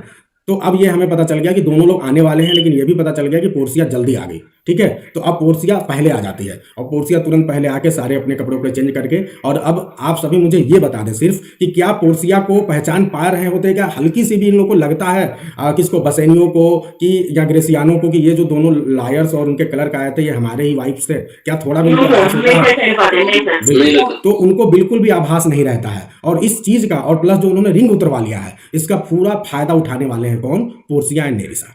बस उस फायदे को समझते हैं और इसी के साथ आपका प्ले एंड हो जाएगा। और अब हम आते हैं एक्ट 5 सीन 1। तो हमने मैसेज देख लिया, स्टीफेनो का मैसेज आ चुका था। स्टीफेनो कौन है? ये पोर्सिया के सर्वेंट है, ध्यान रखना है। फिर उसके बाद से हमने देख लिया कि लैंसिलॉट भी आ चुके हैं। अब यहाँ पे अब हमें दिखाई देंगे बसेनियो, एंटोनियो, ग्रेसियानो और इनके फॉलोअर सब आ गए। कहाँ पे? बेलमोंट आ गए। और जैसे ये आते हैं तो भाई बसेनियो इंट्रोडक्शन करवाते हैं एंटोनियो का पोर्सिया के साथ। एंटोनियो बहुत ही प्यार और इज्जत के साथ एंटोनियो को, पोर्सिया बहुत ही प्यार इज्जत के साथ एंटोनियो को अपने भाई स्वागत करती हैं। और उसके तुरंत बाद अभी ये सब बातें चल ही रही होती हैं, तभी अचानक नेरिसा झगड़ा करने लगती है। किसके साथ? ग्रेसियानो के साथ। तो नेरिसा और ग्रेसियानो में झगड़ा शुरू हो जाता है। बताओ, ये न्यूली मैरिड कपल हैं और इनके बीच झगड़ा शुरू हो गया है। और झगड़ा किस बात पे शुरू होता है? नेरिसा अचानक हाथों की ओर देखती है ग्रेसियानो के और पकड़ के बोलती है कि भाई ये मेरी रिंग कहाँ है, ये बताओ तुम, और मुझे कुछ नहीं चाहिए, पहले मेरा रिंग वापस करो। तो अब भाई जब इतना शोर होर होता है तो सब लोग पहुंच जाते हैं, क्या हुआ क्या हुआ? तो नेरिसा कहती है कि देखो ये मेरा रिंग किसी और को देके चला आया है। बताओ, इतनी बड़ी बड़ी वादे की बात हुई थी। जब तक पोर्सिया अचानक बसेनियो के हाथ में देखती है और उसको भी पकड़ लेती है, वो बोलती है भाई आपका रिंग कहाँ है? तो बसेनियो साहब भी वही, अब ये लोग कहते हैं अरे वो रिंग हमने उनको दे दिया है, वो जो लॉयर आए थे और उनके क्लर्क मजबूरी में देना पड़ा, वो लोग मान ही नहीं रहे। तो ये लोग बिल्कुल मानने वाले नहीं हैं। ये कहते नहीं, आप लोगों ने हम लोगों से झूठा वादा किया। बताइए, इतना प्यार से, इतने उससे हमने रिंग आपको पहनाया था और आप तो रिंग दूसरे को दे आए। इसका मतलब ये है कि you are having relationship with any other women. ठीक है, इट मीन दैट जो एग्जैक्ट वर्ड है कि you have slept with some other women, जो एग्जैक्ट वर्ड है। ठीक है, और आपने उस रिंग को दे दिया दूसरे को। तो अब जो है यहाँ पे बहुत कोशिश करते हैं ये लोग समझाने का और अपना बार बार रिक्वेस्ट करते हैं, और ये बार बार बसेनियो बोलते हैं ठीक है ये गलती होगी, अब जिंदगी में ऐसी गलती कभी नहीं होगी, बहुत वो करते हैं। तो जब देखते हैं कि मामला बढ़ रहा है तो फिर पोर्सिया क्या करते हैं कि दोनों अंगूठी को पोर्सिया नेरिसा इन लोग को दिखाते हैं, कहते हैं कि देखो ये अंगूठी हमारे पास है। तो ये लोग आश्चर्यचकित करते हैं कैसे इनके पास आ गया। तो ये दोनों कहते हैं कि भाई जिन दो लोगों को आपने जो मेल, चूंकि वो जो क्लर्क था और जो बाल्थासार था, ठीक है, जो जज, वो दोनों क्या थे? वो दोनों मेल थे। और हमको अगर अंगूठी मिली है तो आप समझ सकते हैं, थोड़ा नेगेटिव सेंस है। It mean that we both have slept with those two, यानी लॉयर एंड हिज क्लर्क। हम लोग उनके पास गए थे और हमारा जो भी हो, हमने उनसे ये अंगूठी लेके आए हैं। तो अब इससे थोड़ा सा और ज़्यादा कन्फ्यूजन क्रिएट हो जाता है, लेकिन ये लोग तो बस टीच कर रहे थे, परेशान कर रहे थे अपने हस्बैंड्स को। और फाइनली जो है ये लोग डिक्लेयर करते हैं कि वास्तव में वहाँ पे जो लायर गया था, जो क्लर्क गया था, वो कोई और नहीं, वो हम दोनों ही थे। तो ये लोग बिल्कुल मानने को तैयार नहीं होते हैं। तब ये लोग जब कपड़े दिखाते हैं और लेटर दिखाते हैं, किसका लेटर दिखाते हैं? डॉक्टर बेलेरियो का जब लेटर दिखाते हैं तब इन लोग को पता चलता है और ये लोग अपनी मूर्खता पे इन लोग को तरस आता है। और इसके साथ ही जो है रिंगिंग बेल ऑफ मैरिज सुनाई देती है और फिर उसके साथ ही ये प्ले आपका एंड हो जाता है।